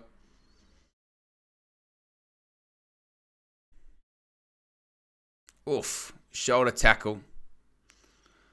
Or shoulders to the gut of Zelina Vega by Rhea Ripley. Irish whip. Oof. Sends Zelina Vega into the turnbuckle. Hits the ground. And look at Rhea Ripley embracing the Eddie Guerrero.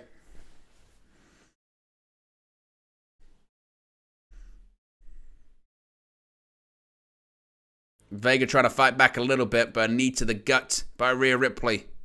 Oh, and once again sends Zelina Vega into the turnbuckle.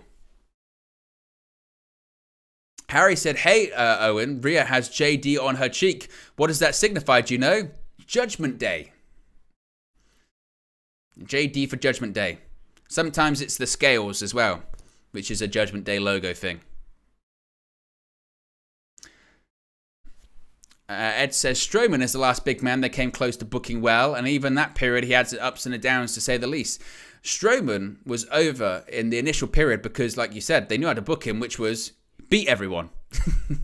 That's really what matters in wrestling, isn't it? It's wins and losses. And that's how it works, particularly with big men as well. Strowman got over after the draft in 2016 because they hadn't come out on Raw, beat people. Then when he faced legitimate people, he still beat people. But as was the case with lots of things, he should have been Universal Champion. He should have beat Brock Lesnar on multiple occasions. They never pulled the trigger on him. But those Strowman versus Reigns matches in 2017 were incredible. They were fantastic. He throws the chair at Roman Reigns. It was awesome. Zayad says, do you prefer football or wrestling more, Owen? Honestly, and it sounds like a cop-out, but I really don't have that much of a preference. I don't like much. That's the thing. So football and wrestling are about it. It takes up a lot of my time. As has been well documented on United View. I've barely seen any films. TV series, a few, but iconic ones, because this takes up my time. Rhea goes straight into the shoulder first, into the ring post. Maybe it's the opportunity Zelina Vega needs to capitalize.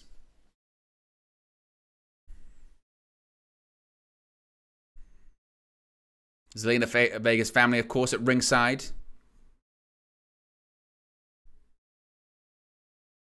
Oh, forearm by Vega. Duck under, and another forearm. And think about it. If this is how behind the crowd are for Zelina Vega, just think. Just think. Bad Bunny later on this evening. Another forearm hits the rope. Clothesline. Rhea still doesn't go down. Goes for another one. Ripley still isn't down. Oh, what a headbutt by Rhea Ripley. And Rhea Ripley pointing to her head. Quite literally. Gonna go for a riptide. Turns through. Oh, DDT. I love Rhea Ripley's sell on that DDT. She did it at WrestleMania. She did it just then. She spikes her head to the mat. She's going to go for 619. Is that what she's going to do? Zelina, the crowd are standing up. They're feeling it. 619. Gonna go to the top rope. Well, standing on the second rope. Gives it that. Eddie Guerrero sends. Oh, Meteor from the second. She hit it. One. Does. Oh, it kicks out. I felt like that was one of those near falls that Michael Cole was trying to make you believe. Didn't really believe. Didn't really. Bang. Owen, please tell me how to get into this. I've played some games, but do I need to learn all the storylines of old characters too? The way to get into pro wrestling is getting to it however you want to get into it. Even if you just, you want to watch just events like this, you can watch events like this. If you want to watch everything, watch everything. If you just want to watch big events, you can do that. If you just want to read about it online, there's many different ways to skin a cat, as they say. But I wouldn't recommend skinning cats. That feels like that's bad. Rhea Ripley, Riptide, game over. Dos, Tres. Yes, Rhea Ripley retains, as one would expect. Probably the worst match of the evening. Not that it was bad, but it was just quite short. The story they were telling, Rhea Ripley dominates. Zelina Vega, she comes close. DDT, 619, Meteora, kicks out. Hey, I've had enough now. Bang, Riptide, done.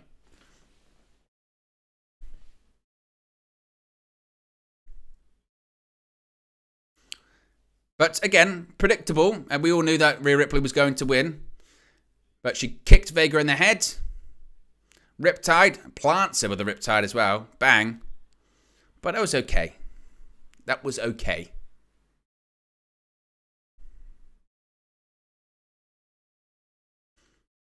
We're 22 likes away from 100, by the way, guys. So if you haven't already, click the like button. And be sure to subscribe too. We're currently 23 subscribers away from 111, which is the target for this evening. Michael Cole says, "Who's going to stop Rhea? Who's going to stop Rhea Ripley?" Which is a good question. I wonder.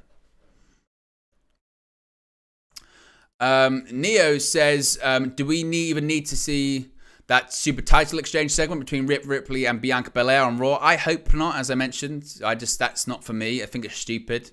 That's why they shouldn't have Raw or SmackDown anythings. Ed says, agree with Owen, this match is 6 out of 10, and even that's a stretch. It just really wasn't, it really wasn't anything too much to write home about. Obviously, look, crowd makes it. Crowd loves Zelina Vega. And to be honest, the best bit was probably the entrances, let's be honest. When the ring entrances and Zelina Vega was super emotional, that was good. But the match itself, they did the underdog spot, 619 and the Meteora kicks out, but it was quite short. But crowd are going crazy now for Zelina Vega, giving her a standing ovation. That's her career made. It will not get any better than this for Zelina Vega. Performing in front of her family, performing in front of her own crowd. That's it, Special moment. Special moment for her. I'm really glad for her. Perform in front of her family like that.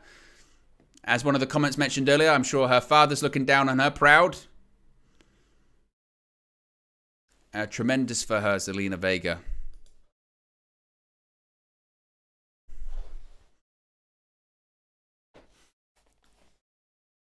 Arnold Schwarzenegger's doing a TV series.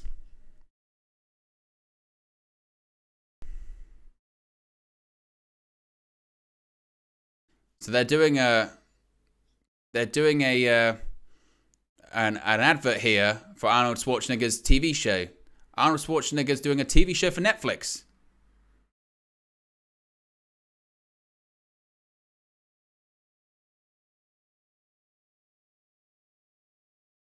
And it involves following these superstars around backstage. Let's see what some of you guys are saying, because this advert's bizarre. Ziad says, any more sketches with KG coming up, Owen? We always talk about ideas. The problem is particularly KG, but we're always too busy to do them. We could do them during the World Cup because we had a bit more time on our hands. But we do have ideas for him. I even said to... there's a bit of a brain trust in KG, myself, and Josh that basically have ideas for them. And there's a couple that we do have ideas for. We just haven't been able to have time to do it. But there's one that I know that we really wanted to do. There's another one that I came up with the other day that I think is quite funny that we wanted to do as well. So there's a couple of ideas that have been thrown around, but it's finding the time to do them. See what else you guys are saying. King of the Indie says that DDT had me still. It was moving. Yes, indeed. We're seeing an advert for the Judgment Day here as well. I wonder what match is going to be next, too.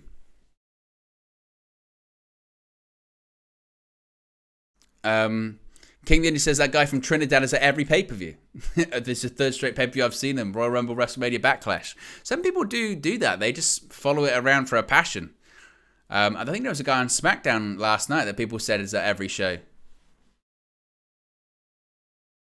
Ed says, I need a KG and Owen diet/gym sketch.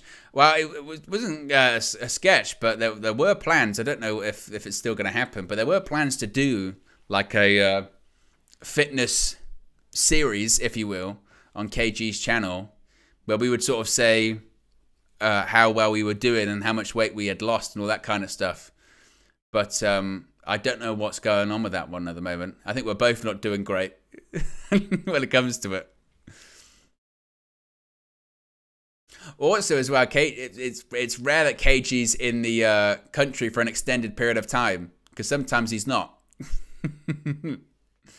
But I believe for you United fans watching, he's in the country for the remainder of this season, so that means we might win some games. As we're just seeing a Judgment Day promo package here, which again I guess is for a Peacock advert.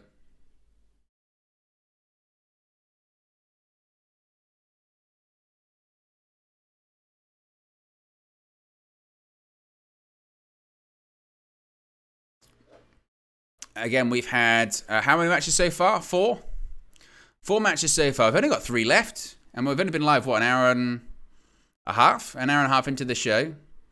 So we're going to get some longer matches, certainly. The matches have been short, haven't they? I mean, the Women's Championship match to start the show went over 18 minutes, which was good.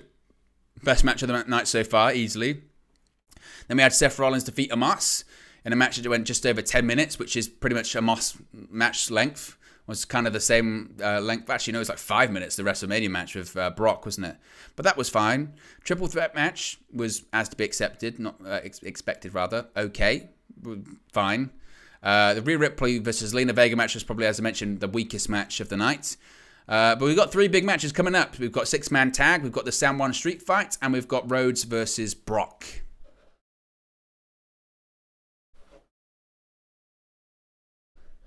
Oh, first half of the main event, San Juan Street fight. So we're not going to have Bad Bunny main event the show. So the main event indeed is going to be Brock versus Cody. We're going to be getting Bad Bunny versus Damian Priest. Who wins the street fight? Bad Bunny or Damian Priest? The poll is in the chat. Yes, get your predictions in. Click who you think is going to win this one. Is it going to be Bad Bunny or is it going to be Damian Priest? I mean, there's no way, right? Surely not. No way that Damian Priest beats Bad Bunny. This whole event is sold around Bad Bunny being the host and being a wrestler on it. There's no way that they'd have him lose. But Damian Priest is from Puerto Rico, so there's always a chance. You never know.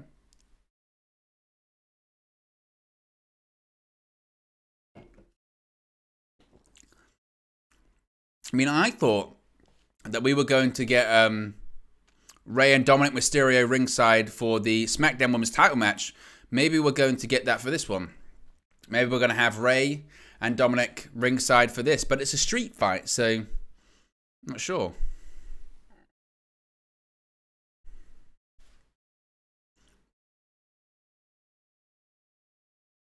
I'm glad for Damian Priest, though, being in this featured spot.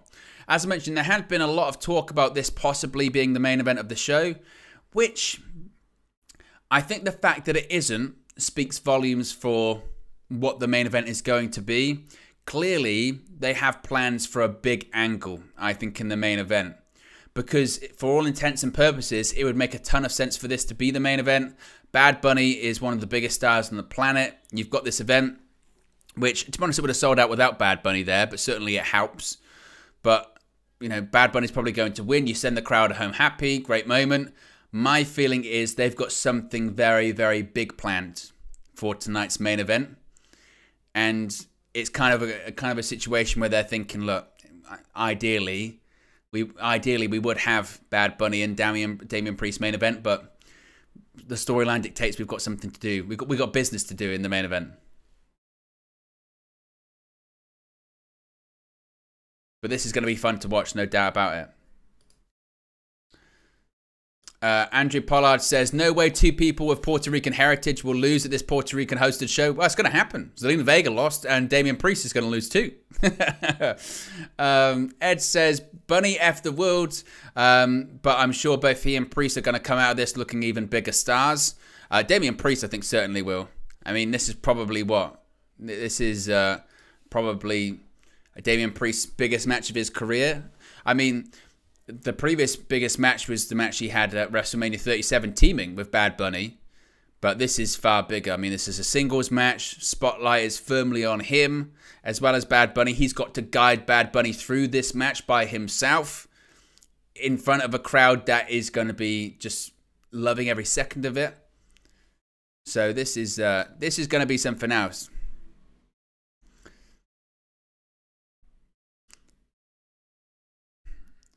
And Damian Priest is going to make his entrance first. Again, all of the results so far have been pretty predictable, it must be said. And look at Priest in the white gear too. We saw Rhea Ripley, she was dressed in white. And so is Damian Priest. Although he is dripping with the Puerto Rican flag as well. Paying tribute to the late, great Scott Hall. Scott Hall used to have sort of the wolf blood drip. Damian Priest, huge fan of Scott Hall. It's the reason he does the surf walk. He points to the sky and then does the walk, which is a tribute to Scott Hall. He does it every time.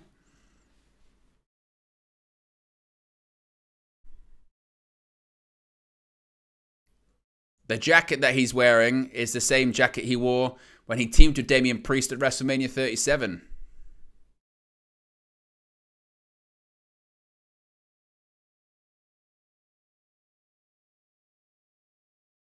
But this is it's going to be interesting. And it's weird because obviously the crowd are booing Damian Priest, but they don't really want it because obviously they love Damian Priest deep down.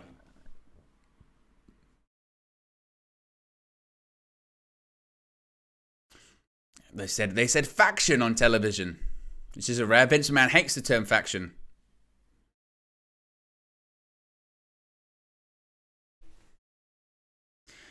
Neo says, now that Io Sky lost, you think Dakota Kai is getting released by WWE again? I don't think so.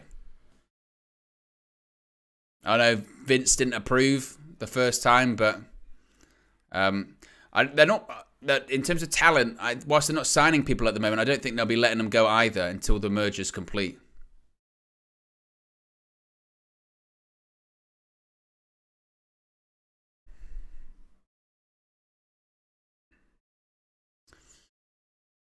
Get ready for the Bad Bunny entrance.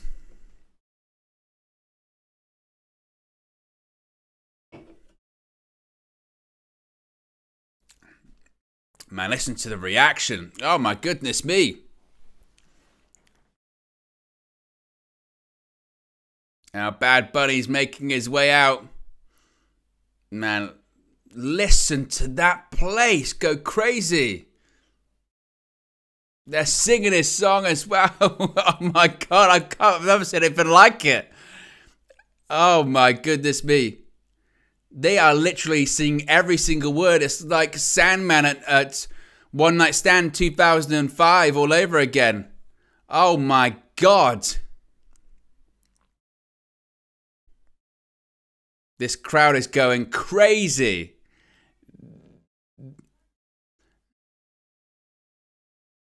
This like reminds me of Punk in Chicago. Oh my God. He's got a shopping cart filled with weapons. There are trash cans, there's steel chairs, there's kendo sticks. All legal in this San Juan street fight. Listen to this crowd singing this song. Oh my God. This is goosebumps stuff. Again, this is like Sandman at ECW One Night Stand 2005. They are singing every single word. Listen.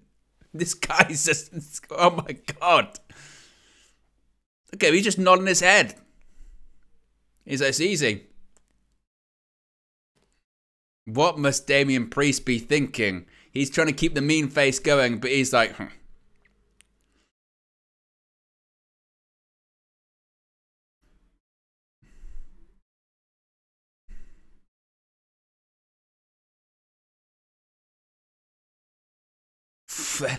I'm speechless. I'm just listening. I know it's probably not good for you watching or listening to me, but wow, this reaction, it's just constant. They're singing the song. Oh wow. Look at the reaction to it. It's incredible.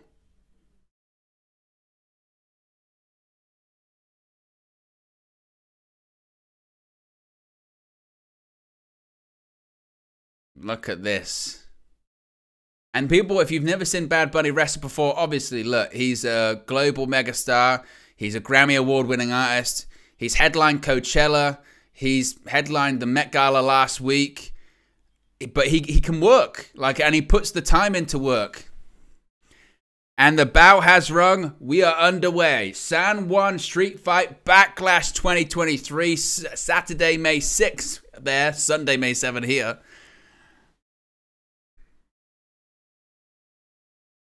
And look at Damian Priest and Bad Bunny just staring the proverbial holes through each other. And Bunny's not a small guy as well. I mean, Damian Priest is a big guy. Oh, and he just shoved him straight to the floor. That's what made me laugh at the press conference. Is Damian Priest literally just shoved Bad Bunny to the floor at the press conference and he stacked it.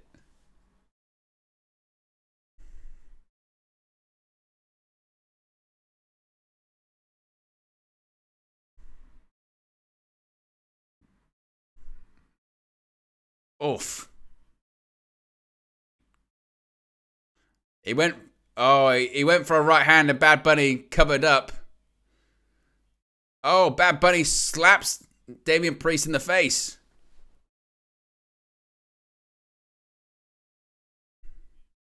Oh, Michinoku driver. One. Oh, he kicks out. It wasn't just a body slam, it was a Michinoku driver by Bad Bunny. And now he's trying to run away.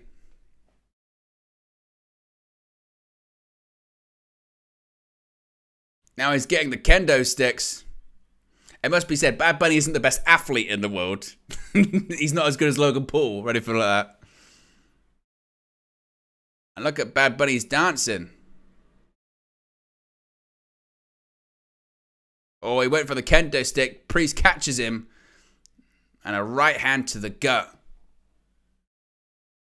And Damian Priest just mean mugging everyone. And now he's got the kendo stick in hand.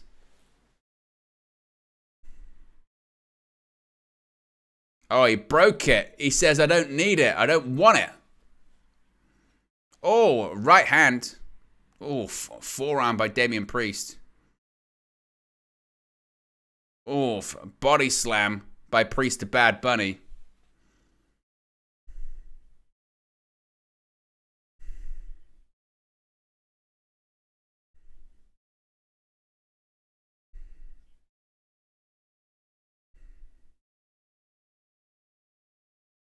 Crowd chanting for Bunny as to be expected.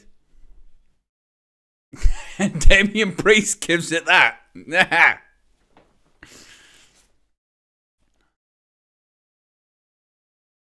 Look at Priest, he's laughing at him.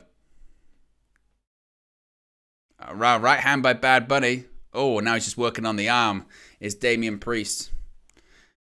And that's realistically what they've just got to do.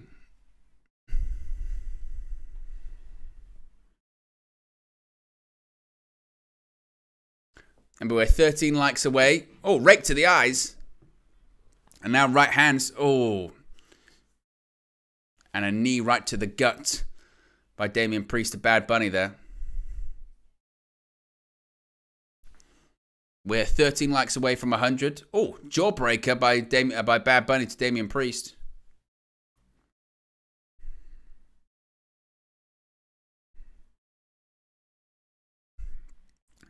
Doss. Oh, he went for the 10 punches in the corner. Priest countered. Roll through. And Priest kicks out at 1.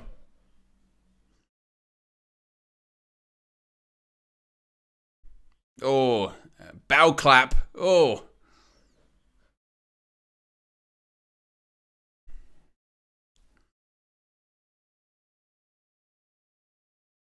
Damian Priest now is in the corner. What's he thinking about here? Oh, and a big splash.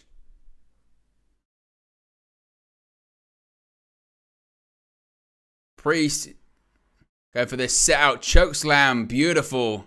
South of heaven. Oh, and he could have beat Bad Bunny.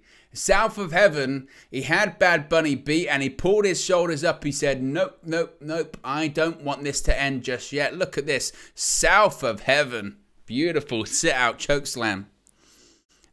Imagine he just went, no, imagine he just went, yeah, I'll pin him, done.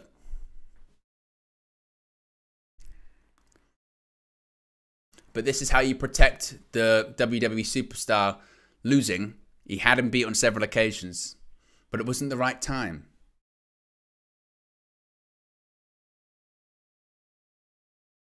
Is that an axe handle? It's an axe handle held by Damian Priest. And what's Priest thinking here?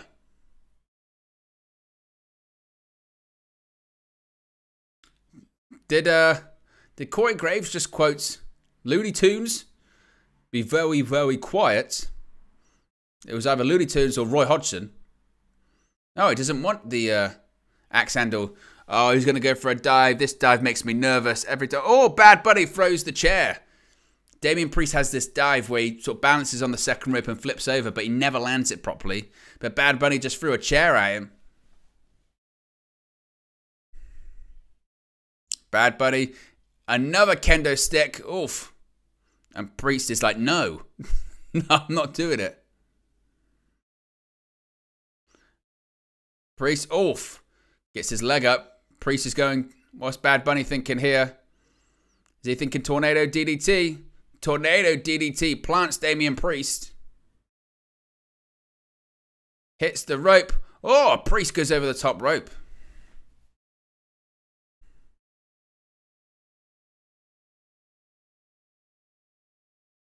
This place is going insane. Although, to be honest, I think they might have been louder for Io Sky early on. Didn't know Io Sky was of Puerto Rican descent. Bad Bunny's climbing to the top. Ah! A big crossbody from the top to the outside of the ring by Bad Bunny. Takes out Damian Priest. Kind of become a staple for him, hasn't it?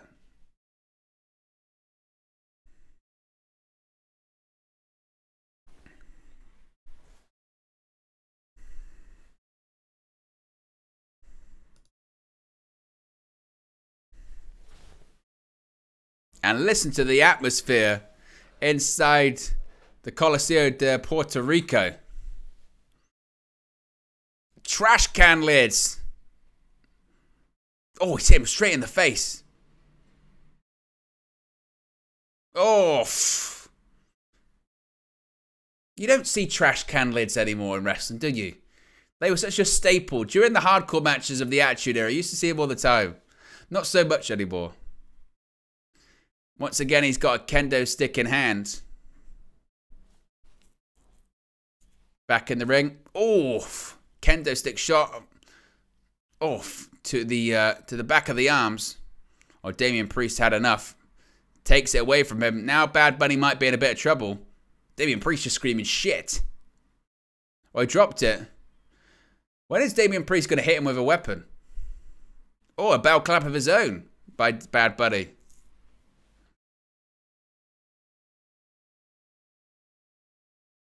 Oh, Falcon Arrow. Falcon Arrow. 1, 2. Oh, Damian Priest kicks out at 2.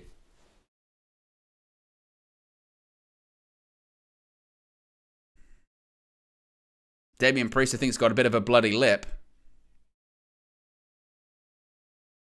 So in this match so far, Bad Bunny's hit a Michinoku driver and a Falcon Arrow.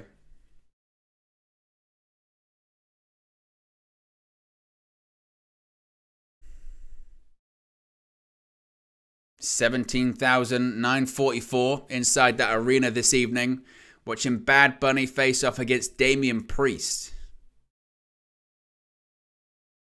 And Priest is seeing that he's busted open from the lip, and he looks pretty damn furious. Look at him. Well, it's from the nose, I think it is, actually. He might have busted his nose. Oh, and look at Bad Bunny. He's drawing a line. He's saying, step over it. And Damian Priest, he's saying, no, I'm going. I've had enough of it. I'm off. I'm leaving. Don't want to do it. So I don't have time for this shit. And he's telling the crowd where to go. Oh. Bad Bunny just tased Damian Priest with a trash can, and Priest just kicked that trash can right into his face. And now, a trash can right to the shoulder blades. And screams by Bad Bunny. Look at this. Whoa, he shoved that trash can right into his face. And now, oof. And look at Bad Bunny selling as well. Good selling, Bad Bunny. Oh, look. He's got the Puerto Rican kendo stick from Zelina Vega. Oh, and across the back of Bad Bunny. And the thing is, with those kendo sticks, they're legit. They hurt. They are painful. They are no joke.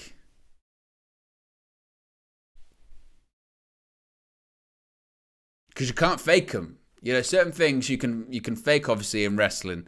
But a steel chair's a steel chair. And a kendo stick's a kendo stick. Oh, Bad Bunny. Thrown it over the top, over the barricade into the timekeeper's area. It must be said, what's kind of uncomfortable to watch with Bad Bunny is he goes like limp. He just goes limp. Oh, big forearm to the face of Bad Bunny. And now they're brawling out into the crowd in San Juan. Oh, right hand. And another one. Oh, Bad Bunny just gets absolutely his block rocked by Damian Priest. That was nasty.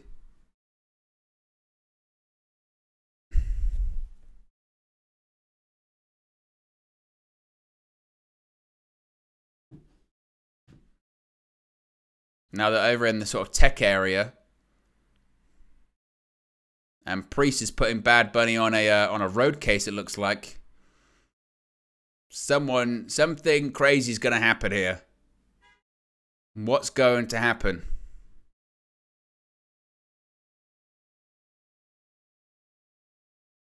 Something bad is about to happen, folks. The question is, what though?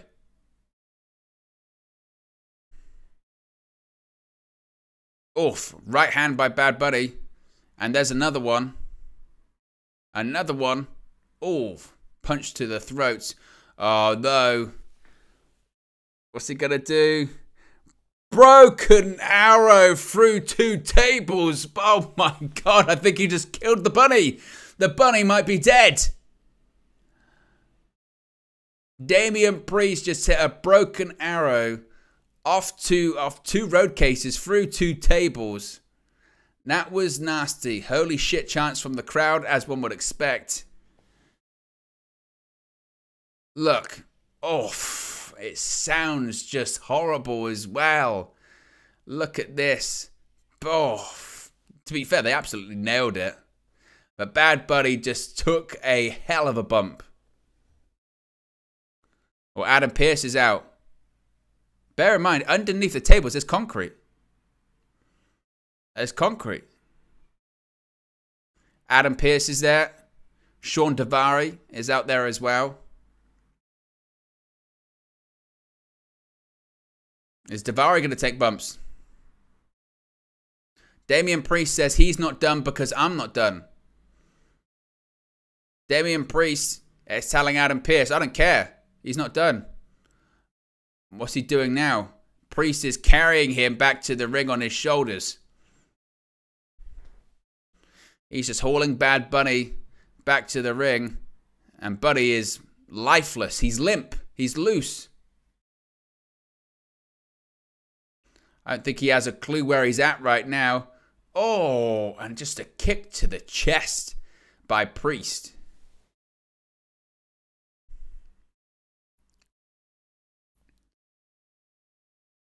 We're 10 likes away from 100 likes, by the way, guys. If you haven't already, click the like button. Be sure to subscribe, bottom right-hand corner, because we're on the road to I See You. Josh's favourite number, which is 11111. In fact, we could do a check on it right now. Oh, he went for a spin kick and he hit the ring post. We are currently at 11089. So that means we are 12? Yes, 12 subscribers away from 11111. Bad Buddy hitting Priest in the hamstring and the quadriceps with the kendo stick.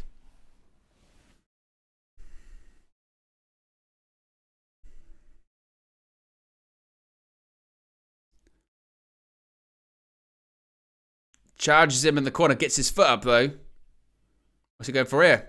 Oof. Hyperextending the knee. Now Priest. What a Priest is so over the top. If your knee had just popped out, I don't think you'd be going, that's not okay, bro. That's not okay what's happening to my knee. It's not okay. It's not okay. I think his knee's not okay, guys. Oh, and slams his knee around the post. If my knee's screwed up, I'm saying, my effing knee. Like, oh, shit. He's hurt my knee. I don't go, ref, that's not okay, bro. He's thrown his knee around the post.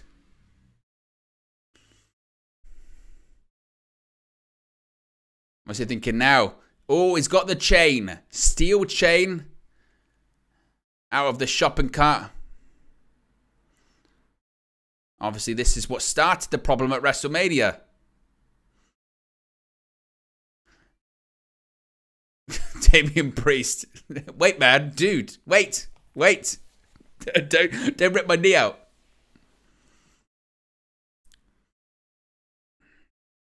What's Bad Bunny thinking now? He's pointing to the steel chair. Fat Thought says, big up everyone. Oh, and a steel chair right to the knee of Priest. And Damian Priest can't get to his feet. He's going to need a Priest. He's going to need to resurrect his ACL and MCL. He's going to need divine intervention. How many more can I come up with? He's telling Damian Priest to get back up. He's pleading. He's saying, no, please. Please don't do it. We're friends. And Bad Bunny's looking around to the crowd. What shall I do? He said he's sorry.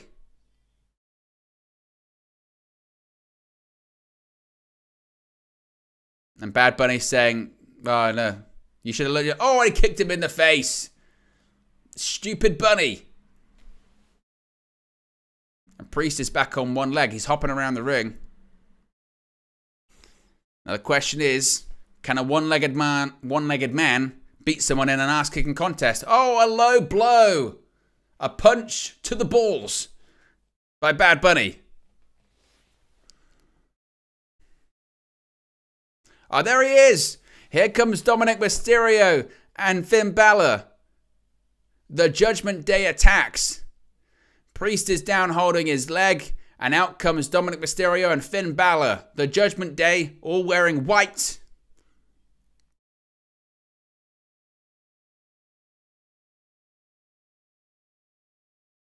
Is Bad Bunny going out with Kendall Jenner? Is that what Corey Graves just said? Wow. Here comes Rey Mysterio. The leader of the Latino World Order's run out. He's chased by a drone. This crowd's going crazy. But still, the numbers are too much. Who comes out now? No way! Is it going to be Carlito? Is Carlito coming out? This crowd's going to... There he is! Carlito, Caribbean Cool's coming out here. San Juan's own. He's in an LWO shirt. Oh my God, this crowd's gone crazy. What is going on? Throws Dominik Mysterio over the top. Kick to the gut. Look at him, he's massive. Head scissors by Rey. Backstabber. Bang! This crowd's going nuts. The son of Carlos Colon.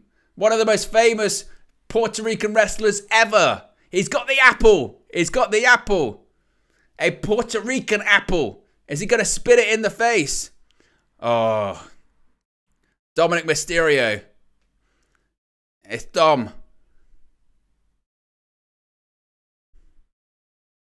Oh.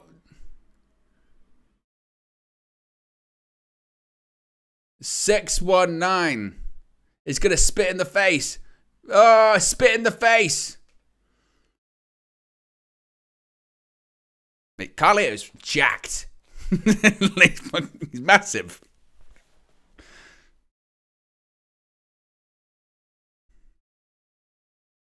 The crowd went crazy. Oh, now here comes Savio Vega. Savio Vega's coming out as well. And he's wearing the jacket. He's wearing the jacket. Look at him. Savio Vega. He's got the blade cuts and everything. The Boricuas.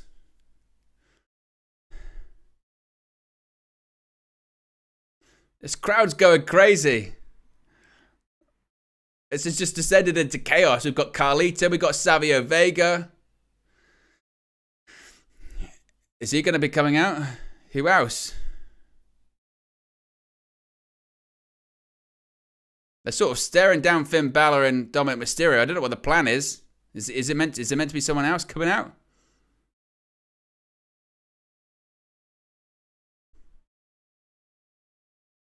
The crowd are going crazy for Savio Vega. He's telling them to wait there. Wait. Now it's who? Now. The LWO are coming next.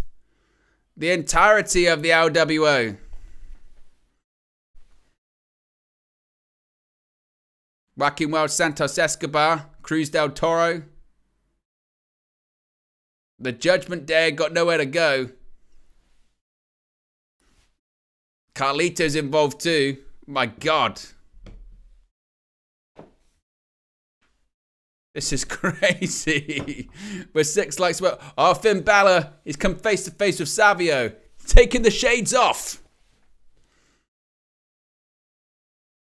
Oh, and a big chop to the head. Another one. Oh. What's he going for now? Oh, he did a spin kick. Oh my God, I can't believe it. Look at him. Not only did a chop, he did a spin kick. Another one. Oh, takes a bump too. Savio Vega. Oh my goodness me. How can you not like professional wrestling, man? It's crazy stuff. There's a match still going on in the ring, by the way. Bad Bunny. He's distracted though. Turn around. Oh, he can't do the kick. The bad foot. What's he going to go for?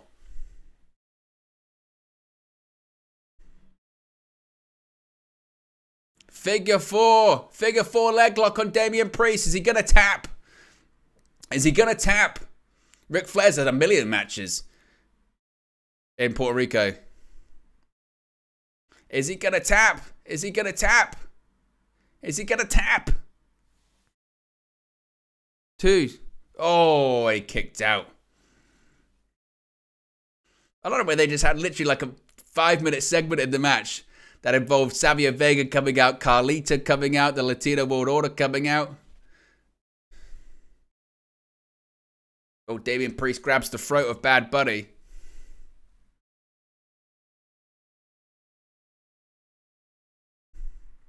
He's now going to go for the choke slam again. Oh, rolls through. On. Oh, kicks out. In fairness, this match could have main evented. They're putting on a hell of a spectacle, aren't they? I mean, the match, you know, the actual... Oh! Damian Priest dived into the chair. The technicals of the match aren't the most amazing, but it's pretty impressive stuff. It's a spectacle. Bunny. Oh, my God. Bad Bunny landed on his head. One. Dos. Oh, he kicks out. Man, I thought Bad Bunny had broken his neck.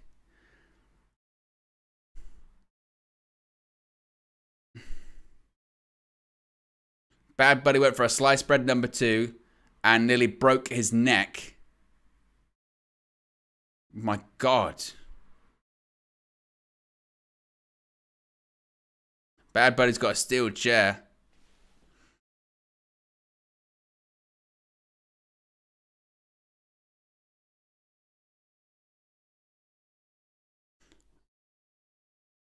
For God, what a match so far. Bad Bunny's going crazy. We're 6 likes away from 100, by the way, so if you haven't already, click the like button. Be sure to subscribe too as we get to 11111. What's Bunny thinking now? Kick to the gut. He's going to go for a Puerto Rican destroyer. Can he do it? He did it! Puerto Rican destroyer. Oh, dos. Tres. And he did it!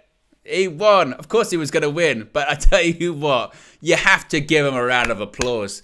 Because I tell you what, never, ever, ever doubt Bad Bunny. His commitment, his passion, his energy, his desire, and his willingness to do this. Because that was way better than it had any right being. Yes, it had bells and whistles. Yes, it had weapons. Yes, it had everything planned out ahead of time. But guess what? It had the crowd right there in the palm of the hands, and it was entertaining. It was fun, and it had everything. They deserve a round of applause. That was absolutely fantastic. You got it. I mean, again, it could have been the main event. It could have been the main event. It was awesome. With Zelina Vega, with Carlito, with Rey Mysterio, with Finn Balor, with Dominik Mysterio, with the Judgment Day. That was awesome. Whether it's him taking a falcon arrow off a road case through 2 tables onto the concrete. Yeah, that was pretty badass. And I tell you what, the level, the standard for celebrities or outsiders coming into pro wrestling, particularly WWE, gets higher and higher and higher. Because Logan Paul and Bad Bunny, Logan Paul's better in terms of an athlete, but Bad Bunny is a star. He's a megastar. He is over, and he puts the work in. And every single time he's done this, he's nailed it. And here come the LWO again, with Zelina Vega and Carlito, I guess, as the newest members. Incredible.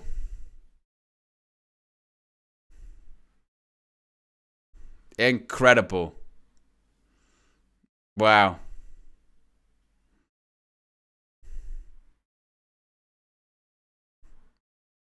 Listen to the ovation.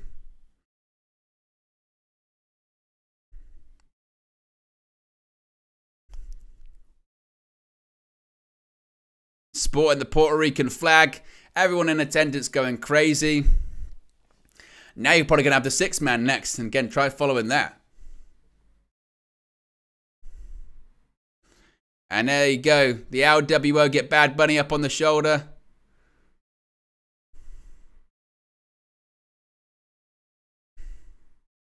Now we got a feel-good moment of the evening, which again makes me feel like we got maybe the not-so-feel-good moment coming up later on.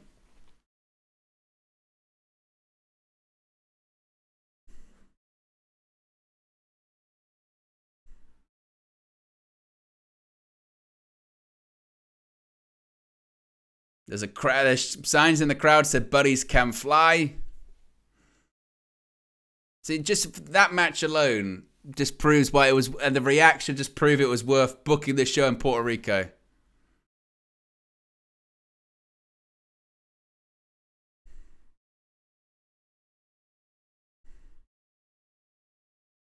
And Damian Priest on the outside of the ring.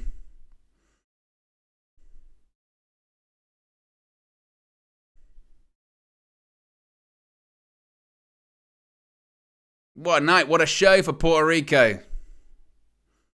Worth it. Absolutely worth it. And Carlito, by the way, bring him back full time. He looks jacked.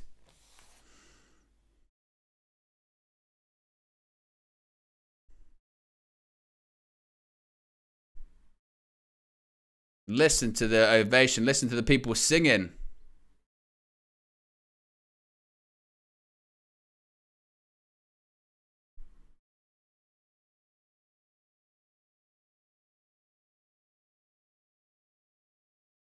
There you go. Wow, that was pretty awesome, wasn't it? You can't argue that wasn't. That was great. Bad Bunny defeats Damian Priest again. We all knew it was going to happen. We all knew that was the finish, but they got that so right. And again, it's not hard because the crowd are with you and you've got them in the palm of your hand, but you still have to deliver. Bad Bunny delivered. Damian Priest delivered. Zelina Vega delivered, Carlito delivered, Rey Mysterio had all the bows, it had all the whistles, but it's fun. And that's what pro wrestling should be. It should be fun. We should be sitting here going, oh my God, I can't believe that. Oh, I didn't see that coming, or that surprised me, or I really enjoyed that. That's what gets you there when you're a kid. You watch it and you go, oh, that's amazing. It's larger than life, it's over the top, and it puts a smile on your face. And that's what that match did. Whoa. Now, I would say, how do you follow that? But you got some pretty good people following it. It looks like we're going to have a 6-man tag team match coming up next. The Bloodline. Yeah, have you heard of them? They're going to be facing off against... they're going to be facing off against the undisputed WWE Tag Team Champions. What does Michael Cole... Did Michael Cole just say, I twerk alone?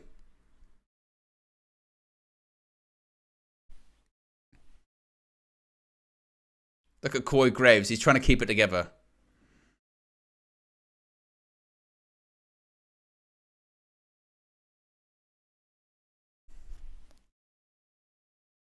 But coming up next, it's going to be this trios match or 6-man tag team match. Kevin Owens, Sami Zayn, and Matt Riddle versus the Bloodline. So that's the match coming up next, which means it's time for the poll to be put in the chat.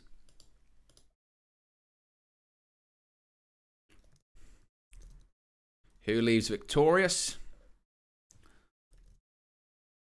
The Bloodline, Zayn, Owens, and Riddle. The poll is in the chat. Yes.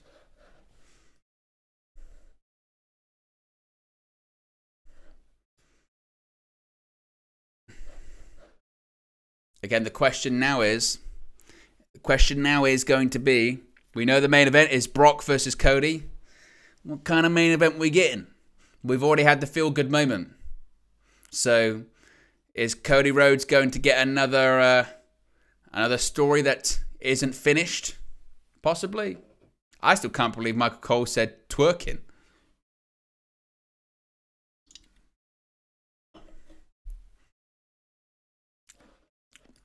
Fat Thor says Michael Cole. That was my reaction too. King of the Indie said, did Michael Cole just, I twerk alone? I know he was translating, but I know. And I think but means several things there, right, when it comes to twerking. By the way, we're 2 likes away from 100. 2. We're already 2 likes away. So I'm sure, I believe in you, that I bet there is 2 people here watching right now that haven't clicked the like button, because we're 2 away. You could be the 100th like. I don't have a prize for you, but that would be, you know, you want to be the 100th. Who doesn't want to be the 100th one? So if you haven't already, click that like button and be sure to subscribe as well, bottom right hand corner. Should we do that? Should we do a quick subscriber check? We are currently at 11090, which means we are just 21 away from the magic number, which is 11111. All the ones. If we can get all the ones this evening, that would be incredible. And we did hit 100 likes. There you go. I knew it. I believed in you. Appreciate everyone that's tuned in this evening so far. Still plenty of show to go. Obviously, we've got this 6-man tag team match, and then we've got the main event. Brock versus Cody. Lots of speculation on that one this evening. And of course, we will be live after this for a post-show reaction stream, and we'll go through the matches. We'll get your guys' thoughts as well. So we're in for a long one this evening. Don't you worry about that. And you won't even have to go anywhere. Once this stream's finished, I click end, and then you go straight there. It's very easy stuff. Here comes the Bloodline. No special entrance for Solo Sikoa either.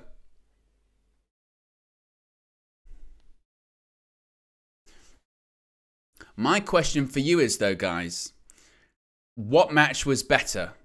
Was Damian Priest versus Bad Bunny the best match of the night, or was the best match of the night Bianca Belair versus Io Sky? Because I'd argue that Belair versus Io Sky was still better. In terms of the crowd would, for whatever, I mean, probably just because it's first match of the night, but the crowd just a little bit hotter. Obviously, Bad Bunny, hometown guy, had all the surprises and all that kind of stuff. But I would still say Bianca Belair versus Io Sky was the best match of the night so far.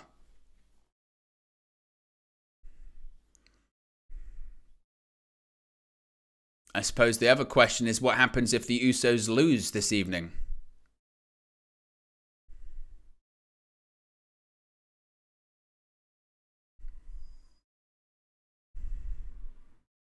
Some people think the Usos could be kicked out of the Bloodline soon.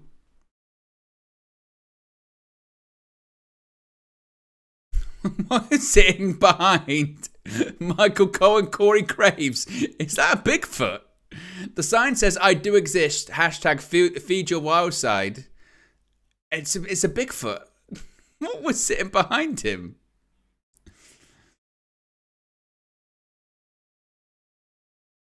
It comes Matt Riddle to be fair, a bit of a lukewarm reaction. Here we go. We get the bros.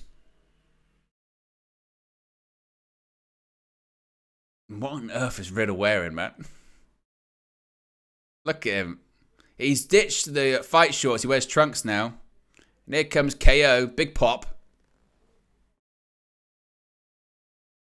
Is it a beef jerky plug? Is that what it is?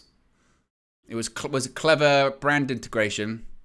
There's Kevin Owens, undisputed tag team champion, with both the red and the blue belts.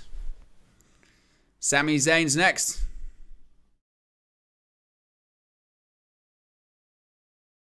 Sami Zayn, probably the most popular person in the entire match. Listen to the ovation.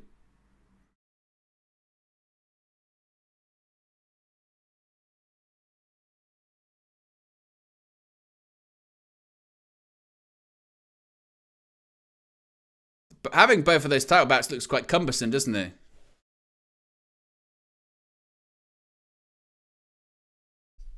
Look at the drone shots.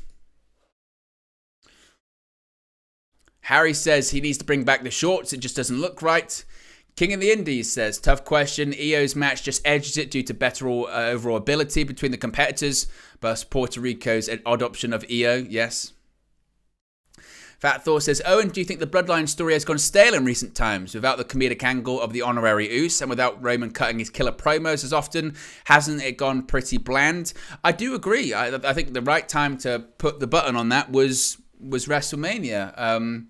They said that there are more chapters to be told and they're just getting started. And I guess the next chapter is what happens with the Usos. But I agree with you. It just doesn't have the steam that it had previously.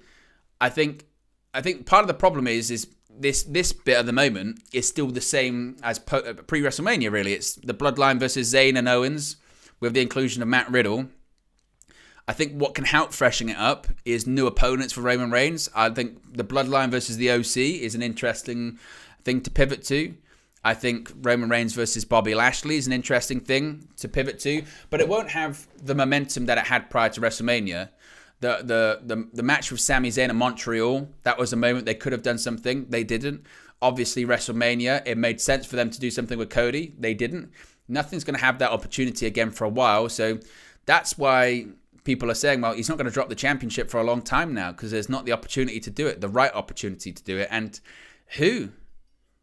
Should it still be Cody? And if it is the case, not going back to that Cody storyline for a while.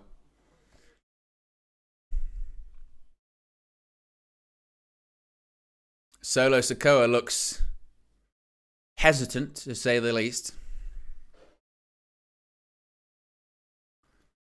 The votes say that they think Zayn, Owens and Riddle will win this one. I tend to agree. Crowd are chanting for the Usos, though. Jay says you hear them. We're popular.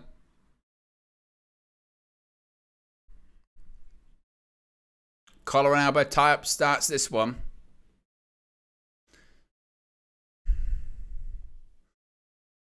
Crowd are saying, let's go, Sami.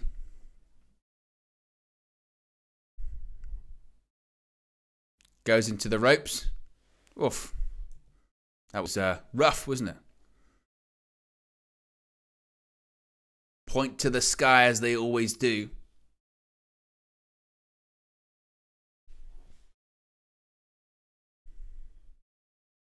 Says that's what we're talking about. They're together.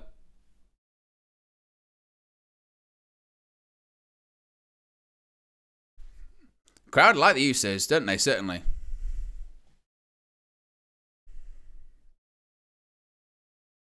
And you would argue, what's the end goal when it comes to Sami Zayn? You know, he said, I want to dissolve the bloodline, but we know that he's not going to dissolve the bloodline, is he? And who do they feud with as well? That's a big part of the next question, isn't it? Who do they feud with, honestly?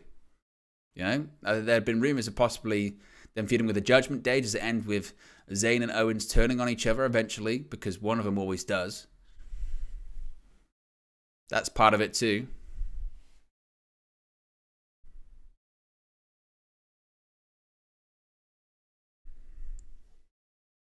By the way, we're now officially 20 subscribers away from 11111. 20. Only 20 to go. Can we do it this evening? I actually didn't think we were going to be able to do that this evening, but you never know.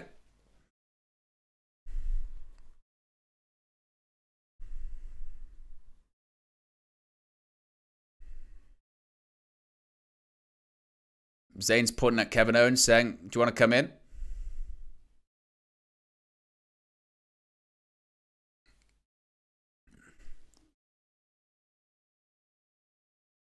And in comes Kevin Owens.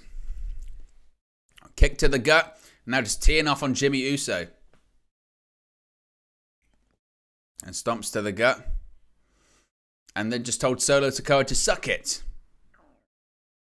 Little right hand by Jimmy Uso. Rips the rope. Oh, reverse elbow by Kevin Owens and a senton.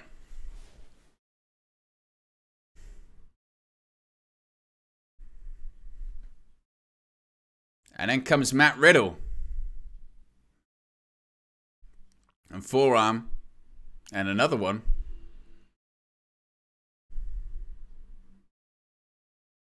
Goes over the top rope. Oh, and a kick to the gut. And again, obviously, look, the people involved in this one are popular. But there is still going to be a come down from the last match.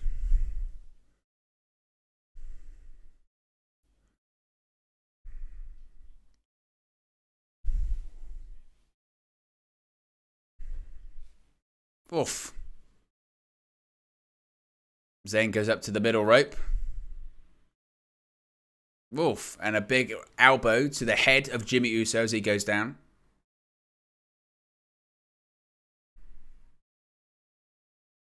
And Solo Sikoa still is really yet to get into this one. And he's just staring a hole. He's just staring a hole through Jimmy and Jay at the moment. They're definitely teasing something, aren't they? And Solo Sikoa has tagged himself in, and he is staring a hole through Jimmy Uso. An absolute hole through his brother.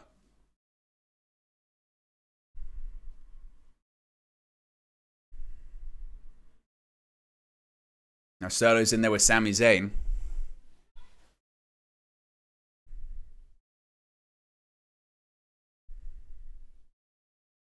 Collar and elbow tie up once again. And Solo backs Sami Zayn into a corner. Oof. Or tees off with right hands. Oh, big headbutt, and again continues big headbutts too.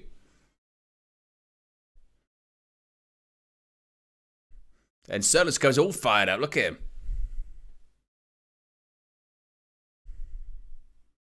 And a big reverse elbow once again by Solo Sikoa.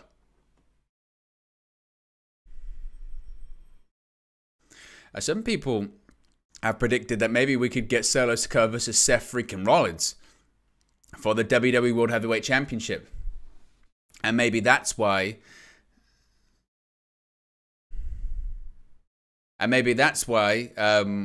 they've said that we're going to get SmackDown stars compete for the title. They're definitely teasing that Solo Sikoa might do something to Jimmy Uso. They're definitely teasing that. And Jay with a jumping forearm to Sami Zayn there.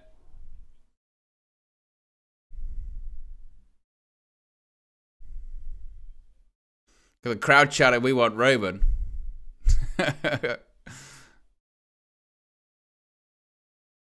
Which is quite interesting. That's the best way to get under their skin, isn't it? Saying, "Oh, we want Roman Reigns." And another big forearm. Back Sami Zayn up into the corner. On a kick right to the back of the neck of Sami Zayn. Even for this crowd standards, they're definitely quiet. Or they've definitely quietened down after that match. No doubt about it. Jimmy Uso says to Solo Sikoa, "As long as you do your part, we're going to do our part." A stomp to the gut by Solo Sikoa on Sami Zayn. To be honest, it probably says something quite a lot about this old Bloodline story. That arguably, so far, this match has been the flattest of the show to get, less of a reaction. Whilst Rhea Ripley versus Zelina Vega was, probably the weakest match on the show. It was short as well. It still had the reaction of Vega, but this is a little bit flat, this one so far, which is interesting.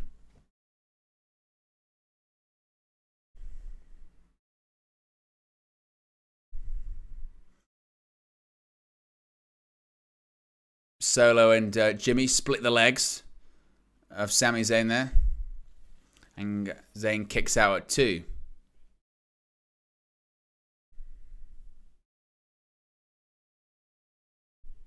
Jimmy Uso's grabbed a hold in the middle of the ring.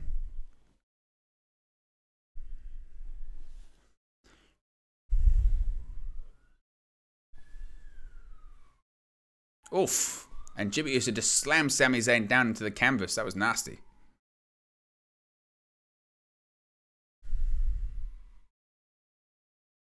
Zayn springs off the bottom rope and a clothesline. Big lariat to Jimmy Uso.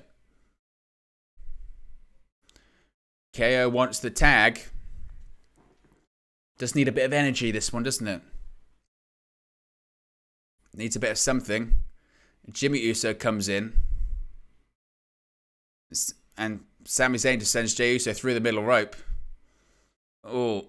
And Jey Uso pulls Kevin Owens off. Oh, I hate this bump. Oh. That bump always gets me. Jey Uso just slammed Kevin Owens' head into the steel step lip. Look at this. I don't know how he protects himself. He must get his hand behind his head. Look at this.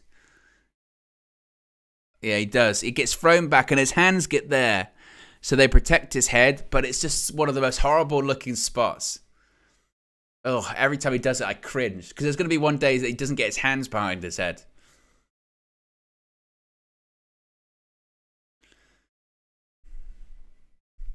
But definitely flat, this one. Needs an injection of something. Or it just maybe feels like maybe the crowd are kind of just still thinking about the Bad Bunny match or waiting for the main event too.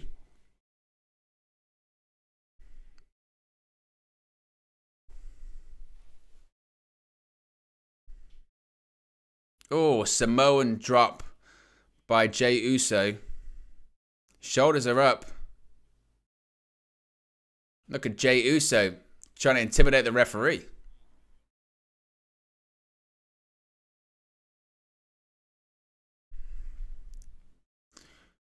Crowd are chanting for the Usos still. Want to tag in Solo Sikoa. And a big right hand to the head.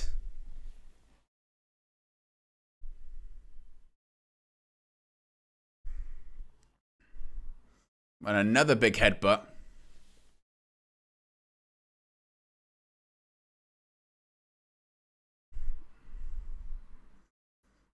Solo talking smack to Sami Zayn.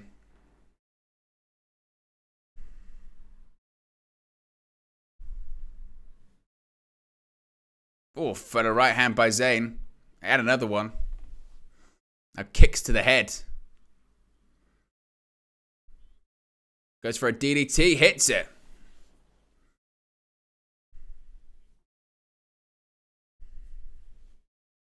Look at Matt Riddle trying to fire up.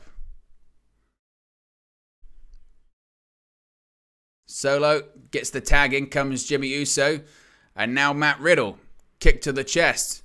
Jumping forearm. Rolls through. Oh, beautiful reverse kick to the head. Nip up. Ducks under. Look at this. Smooth.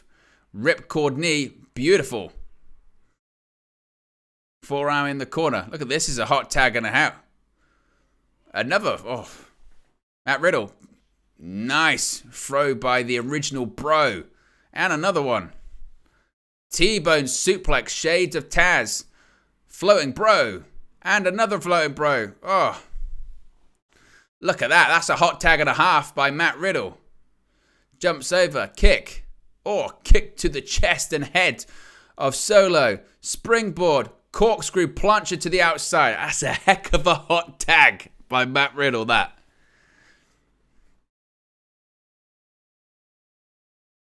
Look at him go.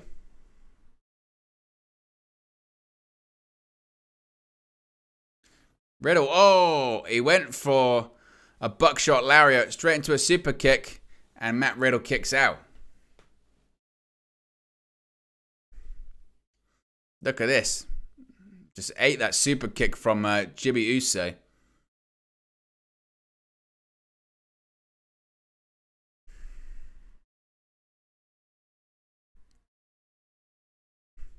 Now what is Jimmy thinking? Is he going to go to the top rope?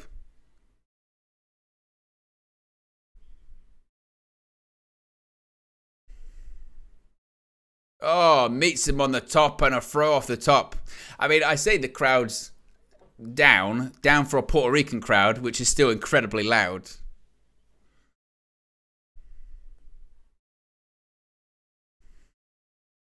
Kevin Owens tags himself in. KO going to the top rope. Swanton bomb. Cover. DOS. Oh, and Jimmy Uso kicks out.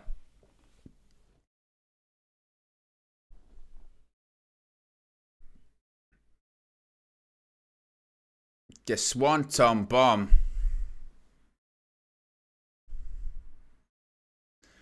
And he kicked out at 2. Goes for a stunner.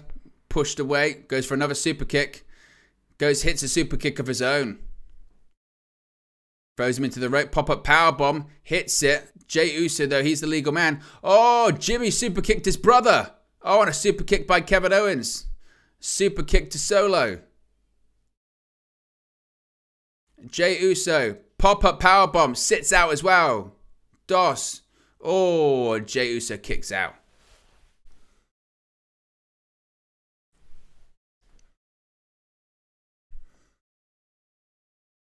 They tease. They're teasing, aren't they? They're teasing something's going to happen.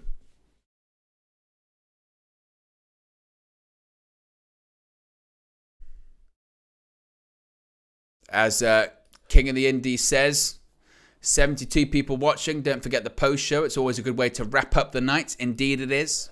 We'll be going live over post show once the show has concluded. Kevin Owens. Oh, swanton, but the knees were up by Jey.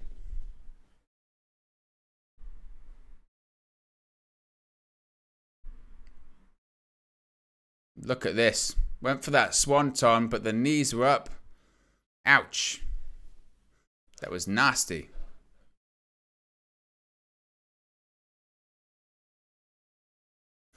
Fat Thor says, would Roman show up or maybe Randy show up? I think it's very unlikely. Roman Reigns is going to be on SmackDown this week. Randy Orton's still a way off when it comes to returning to the ring or anything like that.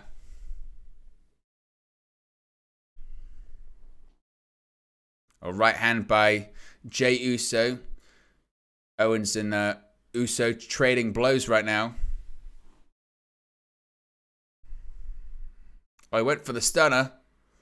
Oof, pushed away. Oh, super kick. Oh, he ate it. Man, that was a large sound. Owens with a super kick of his own. Oof. Owens, big lariat by KO. And now everyone is down.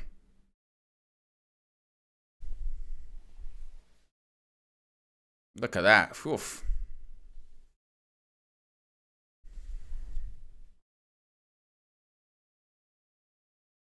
Now Sami Zayn's back on the apron. He's going crazy. Jimmy wants the tag too. Hot tag. In comes Jimmy Uso. In comes Sami Zayn. Blue Thunder. Bang. Blue Thunder bomb. Oh, and Jimmy Uso kicks out.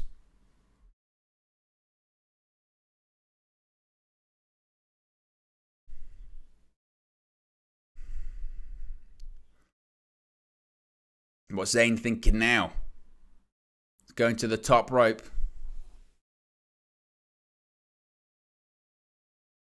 Oh, another kick by Jey Uso, or Jimmy Uso, excuse me.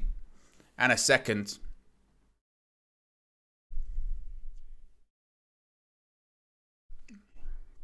Jey Uso's tagged back in. He's the legal man. What are they thinking here? I think they're thinking maybe a double superplex or something.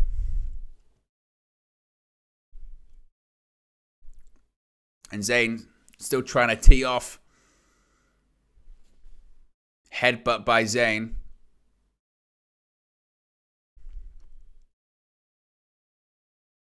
Oh, jumps off the top and a double super kick. That might be it.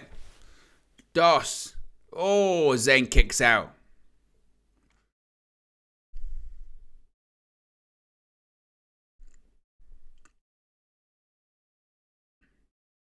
Harry says the Blue Thunder Bomb is basically a guaranteed kick out. He never wins with it, does he? It always looks good. And it always is like almost a believable near fall, but you know no one's going to actually win with it. One of those ones, isn't it?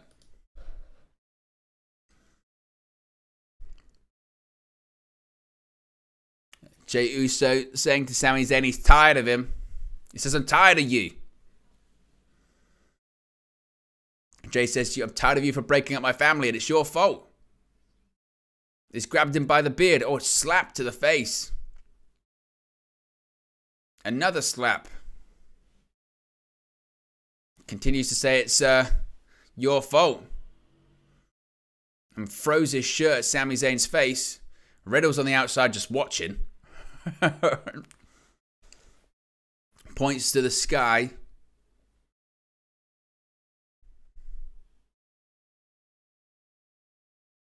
Well, Jey was going to go for the hip attack in the corner, Shades of Umaga, and Solo Sikoa's tagged himself in.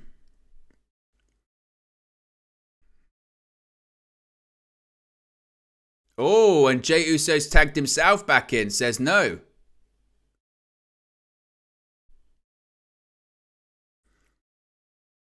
What's going on? He says to his brother, get out. He's having words with Solo.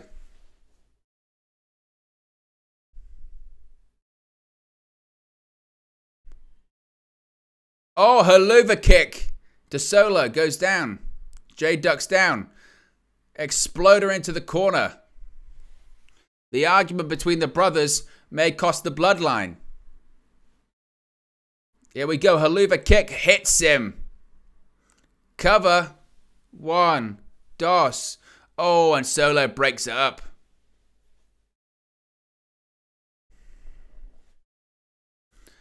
Referee says broke it up, but oof. The brothers having issues. This is, like I said, this is clearly the next part of the chapter, isn't it? Is that there's tension among the ranks, as they would say. But it does make you wonder who's going to win this one.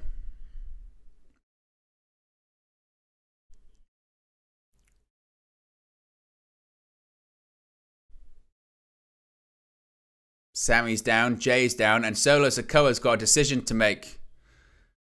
Uh-oh. He's looking at his brother. But in comes Riddle. Big jumping knee. Jimmy Uso in. Oh, Kevin Owens stunner to Jimmy Uso. Oh, kick by Solo. Samoan spike. Oh my God. What a sow that was by Kevin Owens. He did a backflip. Oh, he's got his brother by his throat. Is Solo going to do it? He's thinking about it. He's thinking about it. He's thinking about it. He's not going to do it. Jey Uso squared off of his brother. Jay says, I'm your brother, not him. Oh, Sami Zayn. Roll up. Got the... Oh. Oh, super kick to the face of Sami Zayn. Now Jay's going to go to the top rope.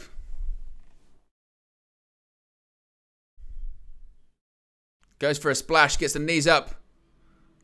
Roll up. Oh, and kicks out. Oh, another super kick. Tag.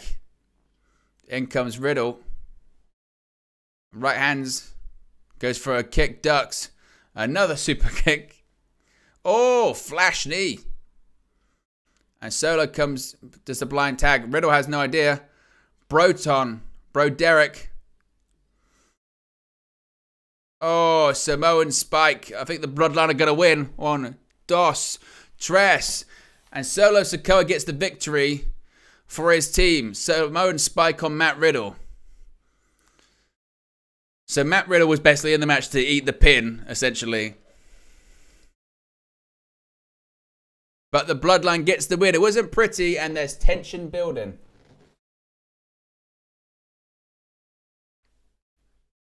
Clearly, I guess the next thing, the whole Bloodline saga has been about them teasing something and then building to it. Whether it's Sami Zayn, we all knew Sami Zayn eventually was going to turn on and get kicked out of the Bloodline, whatever.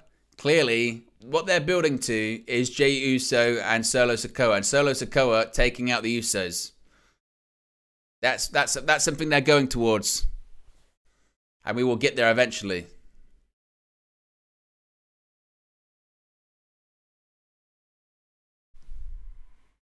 That's what they're going for.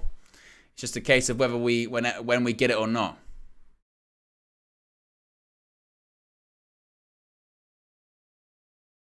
We'll just see the closing stages here. Delivered a knee.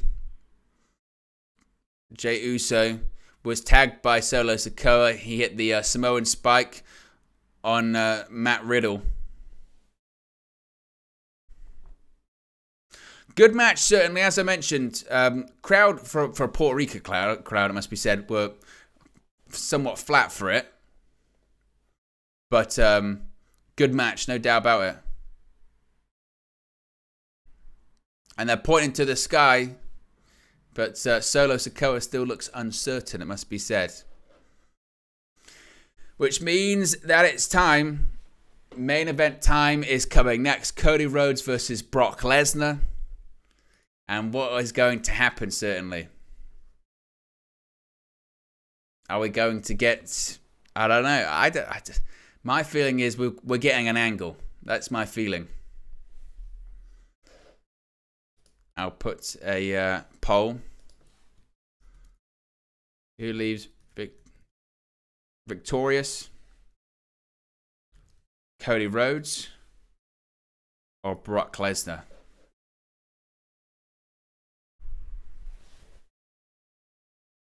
Oh, I miss Big E.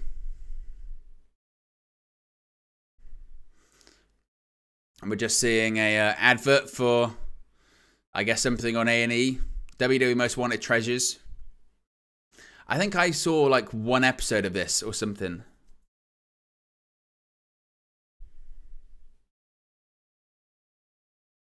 Stone Cold takes on America. Which is like documentary series on A&E, isn't it? Fat Four says Bunny versus Cody. The image is wrong, bro. It's not. This is the watch along screen. We're not on the match just yet. That's why you will see it. Because underneath it says Backlash 2023.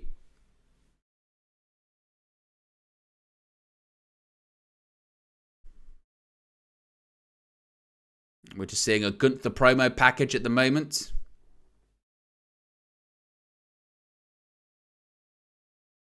One of the best, well, there's several great things about the Imperium entrances. Samantha Irvin's ring introduction. There's also Gunther taking his jacket off, and then Ludwig Kaiser grabbing it and flinging it around as well.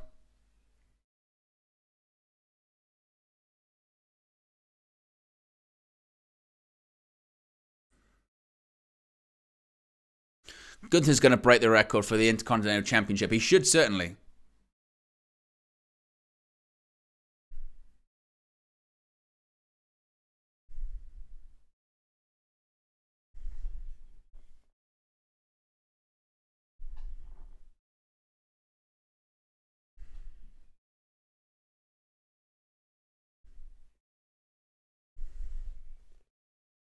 Showing, as I mentioned, a Gunther promo package, most likely because of Peacock adverts. Gunther nearly went coast to coast, of course, in the men's Royal Rumble. Came runners up. Only losing out to Cody Rhodes, but he broke the record, didn't he? Impressive as all how, because that's what he does, Gunther. Der Ring General.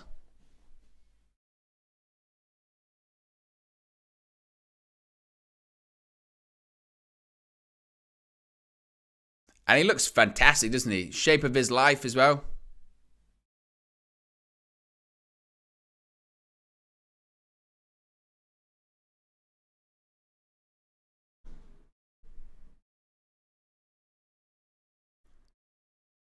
I do think they've done a good job, because obviously him having the classic entrance theme was always great, but they've managed to sort of change it into still a good one, haven't they? But as I mentioned, main event time. Cody Rhodes versus Brock Lesnar is coming up next. The poll, as I mentioned, is in the chat. And it's pretty close at the moment. Only 53% of you say Cody Rhodes is going to win. This is the interesting one. Of course, Cody Rhodes, you would think Cody Rhodes should win. He has to win, right? He lost at WrestleMania. He then got turned on by Brock Lesnar. So, he should win. But WWE loves their baby faces to lose and lose and lose and lose. So, what happens?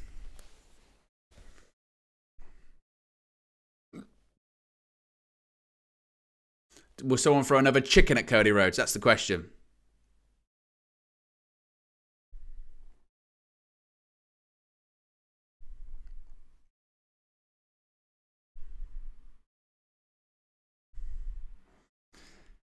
My feeling is SummerSlam 2014 settings. I don't know. There's just something about me that says, ugh, I just don't think Cody Rhodes is going to win. He should, but I don't think he will. I think Cody Rhodes is losing. I really do think that's what's going to happen. Why? Because it's a very Vince McMahon WWE thing to do. It's have the guy that should have won at WrestleMania lose again. Because you've got to have, he's got to have obstacles to overcome, brother. But really, this should be a thing whereby we got to keep Cody strong. We didn't want to take the title off Roman, but he got a WrestleMania main event, and now we haven't beat Brock. We make him whole again. But at the same time, I don't think Cody isn't going to even be involved in the World Heavyweight Championship tournament. So maybe this is a way to write him off so he's not going to be involved in the tournament. Or do you have Cody win tonight and then Cody is in the tournament on Monday and then Brock costs him it or something like that? I don't know.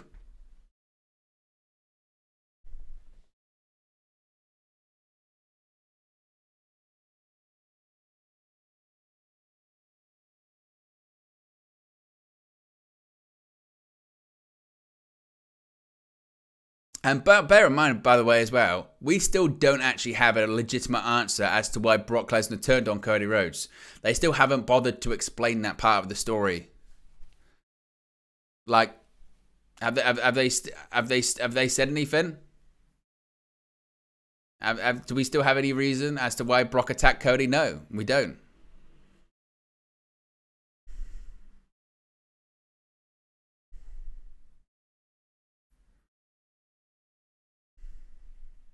Remember, if you haven't already, be sure to subscribe, bottom right-hand corner. Click the notification bell too. We're currently on 11096, which means we are 15 away, just 15 subscribers away from 11111, which is our aim for the evening. So if you haven't already, be sure to subscribe, see if we can hit that target, and be sure to click the like button.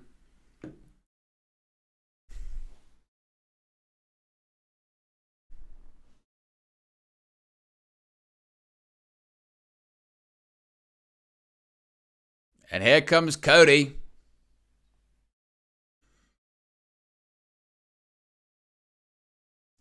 King of the Indie says, Brock, I thought he were poor.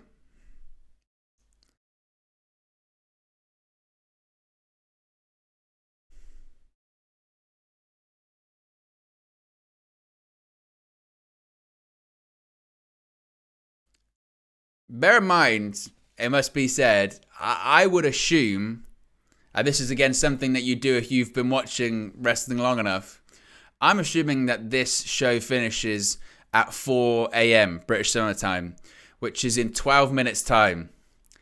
So, the big woe from the crowd. I don't think this match is going long. I really don't. I think Brock does his entrance. I think we might have a couple of F5s, and I think we might be out of there. Unless, of course, they go over the time, which they might do. But I feel like this show's ending at the top of the hour. Maybe it will be a bit of a longer overrun. But I just feel this is going to be short, fast, and out. This is going to end very quickly. And there's going to be a bit of an outrage if indeed that is the case. If they have him lose the way he would lose at WrestleMania, and then lose this way, I mean, I could be completely wrong, but this is just the feeling that I get.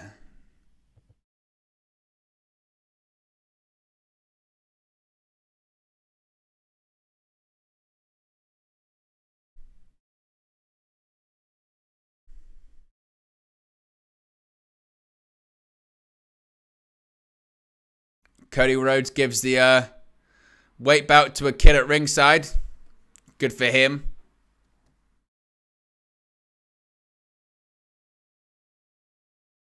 Now, this feels like this could be one of those things where it's a bit like a car crash where you can't help but watch, but you keep doing it.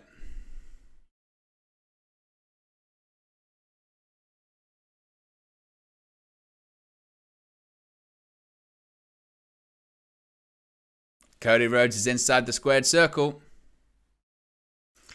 Now, prepare for the beast. Prepare for Brock. Here he comes.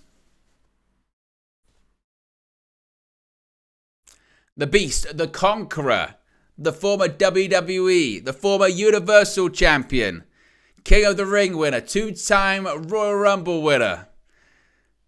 The most decorated name in combat sports history, the alpha male of our species, Brock Lesnar, is standing on the entrance ramp in San Juan, Puerto Rico. And what are his intentions? And he looks all kinds of fired up. I would not want to meet that man in a dark alley. Is the Coliseo de Puerto Rico about to become Suplex City? That is the question. Remember, he's a free agent in terms of the draft. He can appear on Raw or SmackDown. And Brock's just staring at Cody.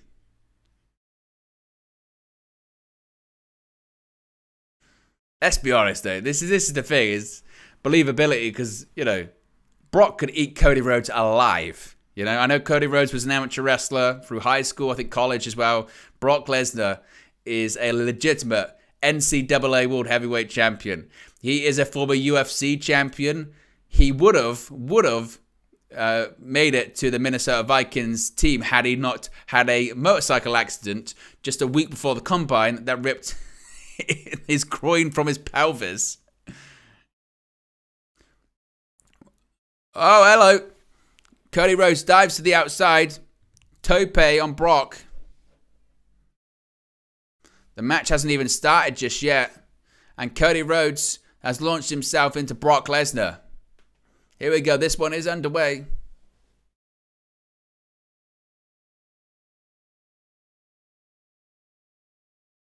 Cody's got the steel steps.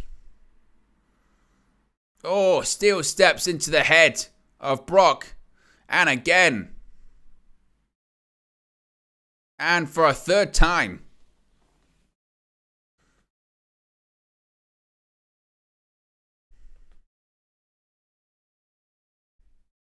Oh, steel chair to the back. Remember, this one hasn't even got started yet. And another one. Another chair to the back.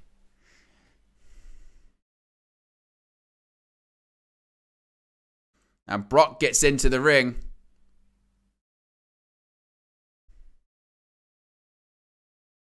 Now the referee's taking the chair out of his hand.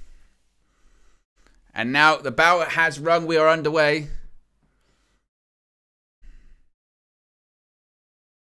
Cody, he was going for the punches. Oh, and Brock throws Cody into the corner. Oh, drop down uppercut. Disaster kick right to the face of Brock. Goes for it again. A second disaster kick. The crowd's actually surprisingly quiet. They're hushed. Goes for it again. Oh, he was caught. Suplex City. He went for a third disaster kick. It might have been a Cody cutter, but he was caught by Brock, who just dumped him on his head. Because that's what Brock Lesnar does with Suplex City. The crowd like Brock. This is what I was worried about. Crowd are trying to Suplex City. Puerto Rico's a heel town.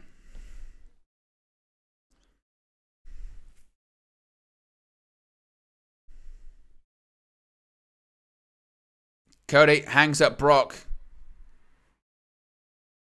And a right hand on a kick.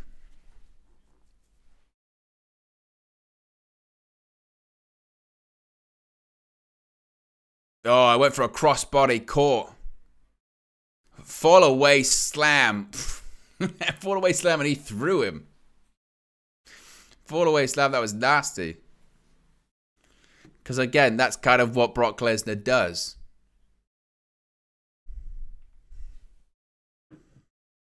Look at this. Oof.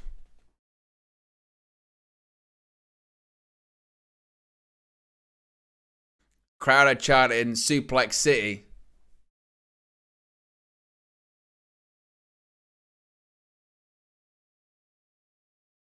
Oh, those German suplexes just always suck, don't they? Look at Brock's face.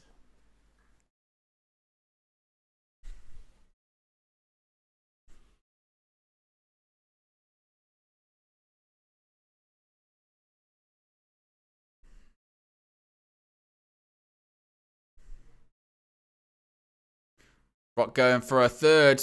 Another German suplex to Cody Rhodes. And Brock all fired up. Look at Brock Lesnar's back. Oh.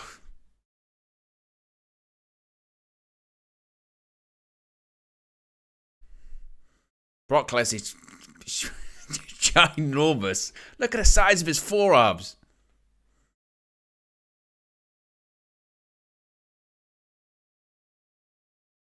Crowd still chanting Suplex City.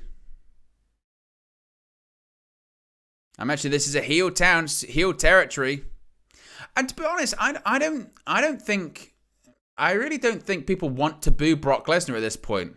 I know Brock's always been the natural heel, but him being the babyface over the last 18 months or so, people like that. Brock's weird. People like babyface Brock. People like babyface quirky Brock coming out with a cowboy hat and dungarees and the big long trench coat. People like that. Lesnar, knee to the gut of Cody.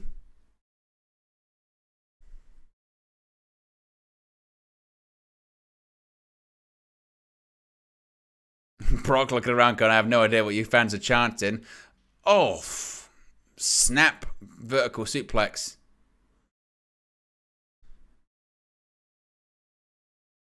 And another 6 suplexes now.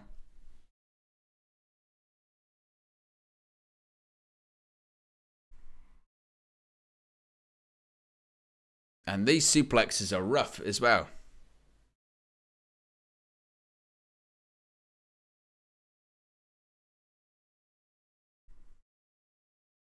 Oh, Cody's exposed the top turnbuckle. Oof. The pad got thrown out into the WWE crowd there. But the top turnbuckle is exposed. Brock realizes.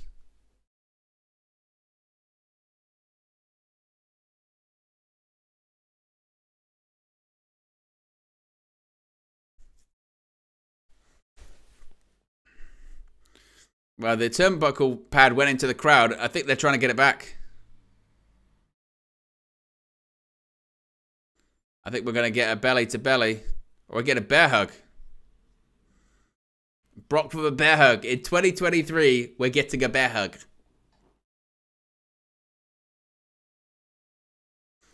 Fat Thor says, Owen, thanks for the watch along. I'm off to send my boys for tuition. Catch up later if possible. Cheers. Thank you for watching, Fat Thor. Long-time supporter here of the channel. Appreciate all your support as always. Now Brock's laughing at Cody. Oof. Was a high-angled belly-to-belly suplex right on the shoulder of Cody there. The Let's Go Cody chants continue. Remember, if you haven't already, be sure to subscribe. Bottom right-hand corner. We were 20 subscribers away from... well, actually, 14 subscribers away from 11111. So if you haven't already, click the subscribe button. Oh! Brock went into the top turnbuckle. Oh, Brock is bleeding a lot. Oh my God. His head is gushing with blood. Wow. Brock is gushing. Gushing with blood. Gushing. Wow. Brock went into the top turnbuckle that was exposed and his head is split wide open. Legit. He didn't blade. He went literally split wide open. Disaster kick. I mean, Brock's face is covered. Oh my God. And look at Cody's. Oh my God. Look at Brock's face. And the ref got the gloves on.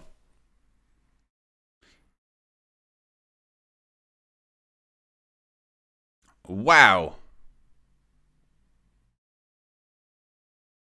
Cody Cutter.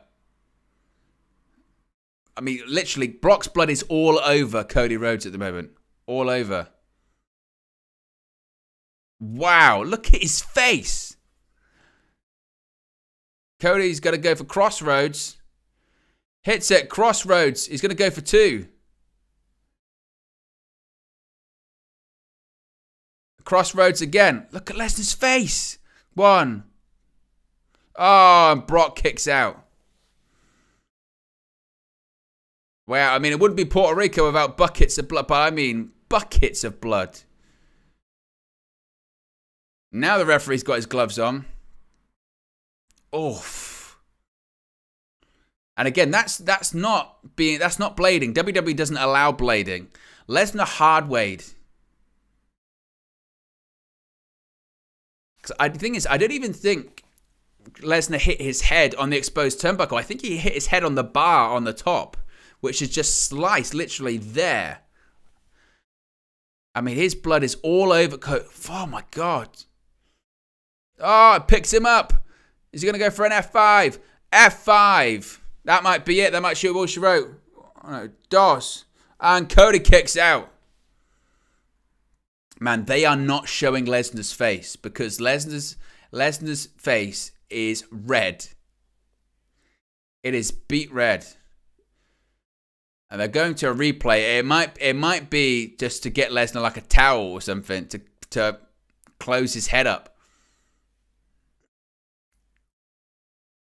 Yeah, they have. They've put a towel in the ring to try and wipe down Lesnar's face. That's why. Because they've probably said, look, we literally can't shoot your head. Oh, Kimura. Look at Brock's face.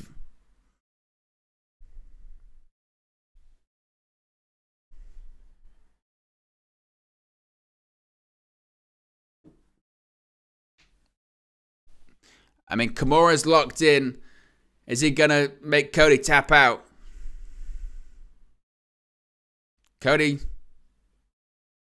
He beat him. They beat him. Oh, my God. What? How happened? Cody won. That kind of came out of nowhere. What the hell?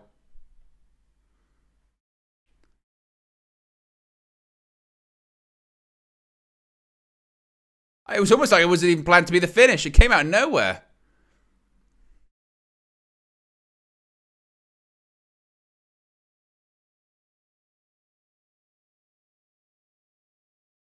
But Cody wins.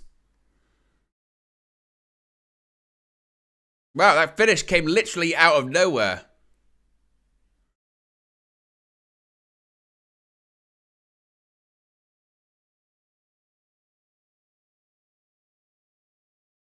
Oh, Brock's a bloody mess. But Cody wins. That was such a strange finish. Commentary are a bit like, what the hell happened? Brock's wiping, and they're just going to go to finish.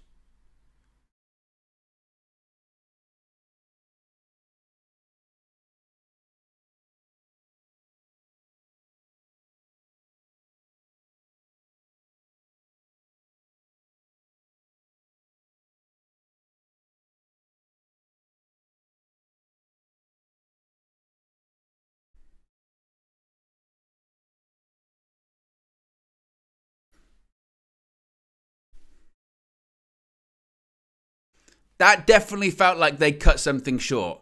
That they cut something short because stuff happened. Like, what was that? That was so odd and strange. What an anticlimactic finish.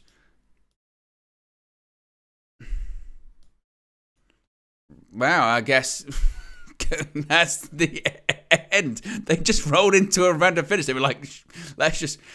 And maybe that's why Bad Bunny versus Damian Priest should have main evented, because that was flat as anything.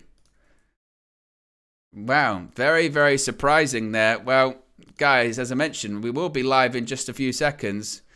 But I'm still kind of in shock a little bit at that ending. I didn't see that coming at all. That was a mess. A match that had promise to it and lots of people were excited about turns into a mess. But wow. Well, as always, guys, as I mentioned, I'll be live in just a second for a post-show reaction. But let me know your thoughts, as always, in the live chat. Let me know your thoughts in the comment section below. As I mentioned, thanks for tuning in. Be sure to smash a like on the like button. Be sure to subscribe as well, bottom right-hand corner. Plenty of content on the horizon. Plenty of things coming in the future. As I mentioned, we'll be live for Night of Champions for a watch-along. We'll be live for Double or Nothing for a watch-along. But most importantly, we'll be live in about 2 minutes for a post-show reaction to what just happened. I'm out of here. Peace. Hey guys, thank you for watching, listening, streaming, or however you come across this video today. Be sure to click on the video on the right there to watch our next video, or click the bottom there to subscribe, or the bottom right hand corner. Thank you very much, and I'll speak to you again very soon.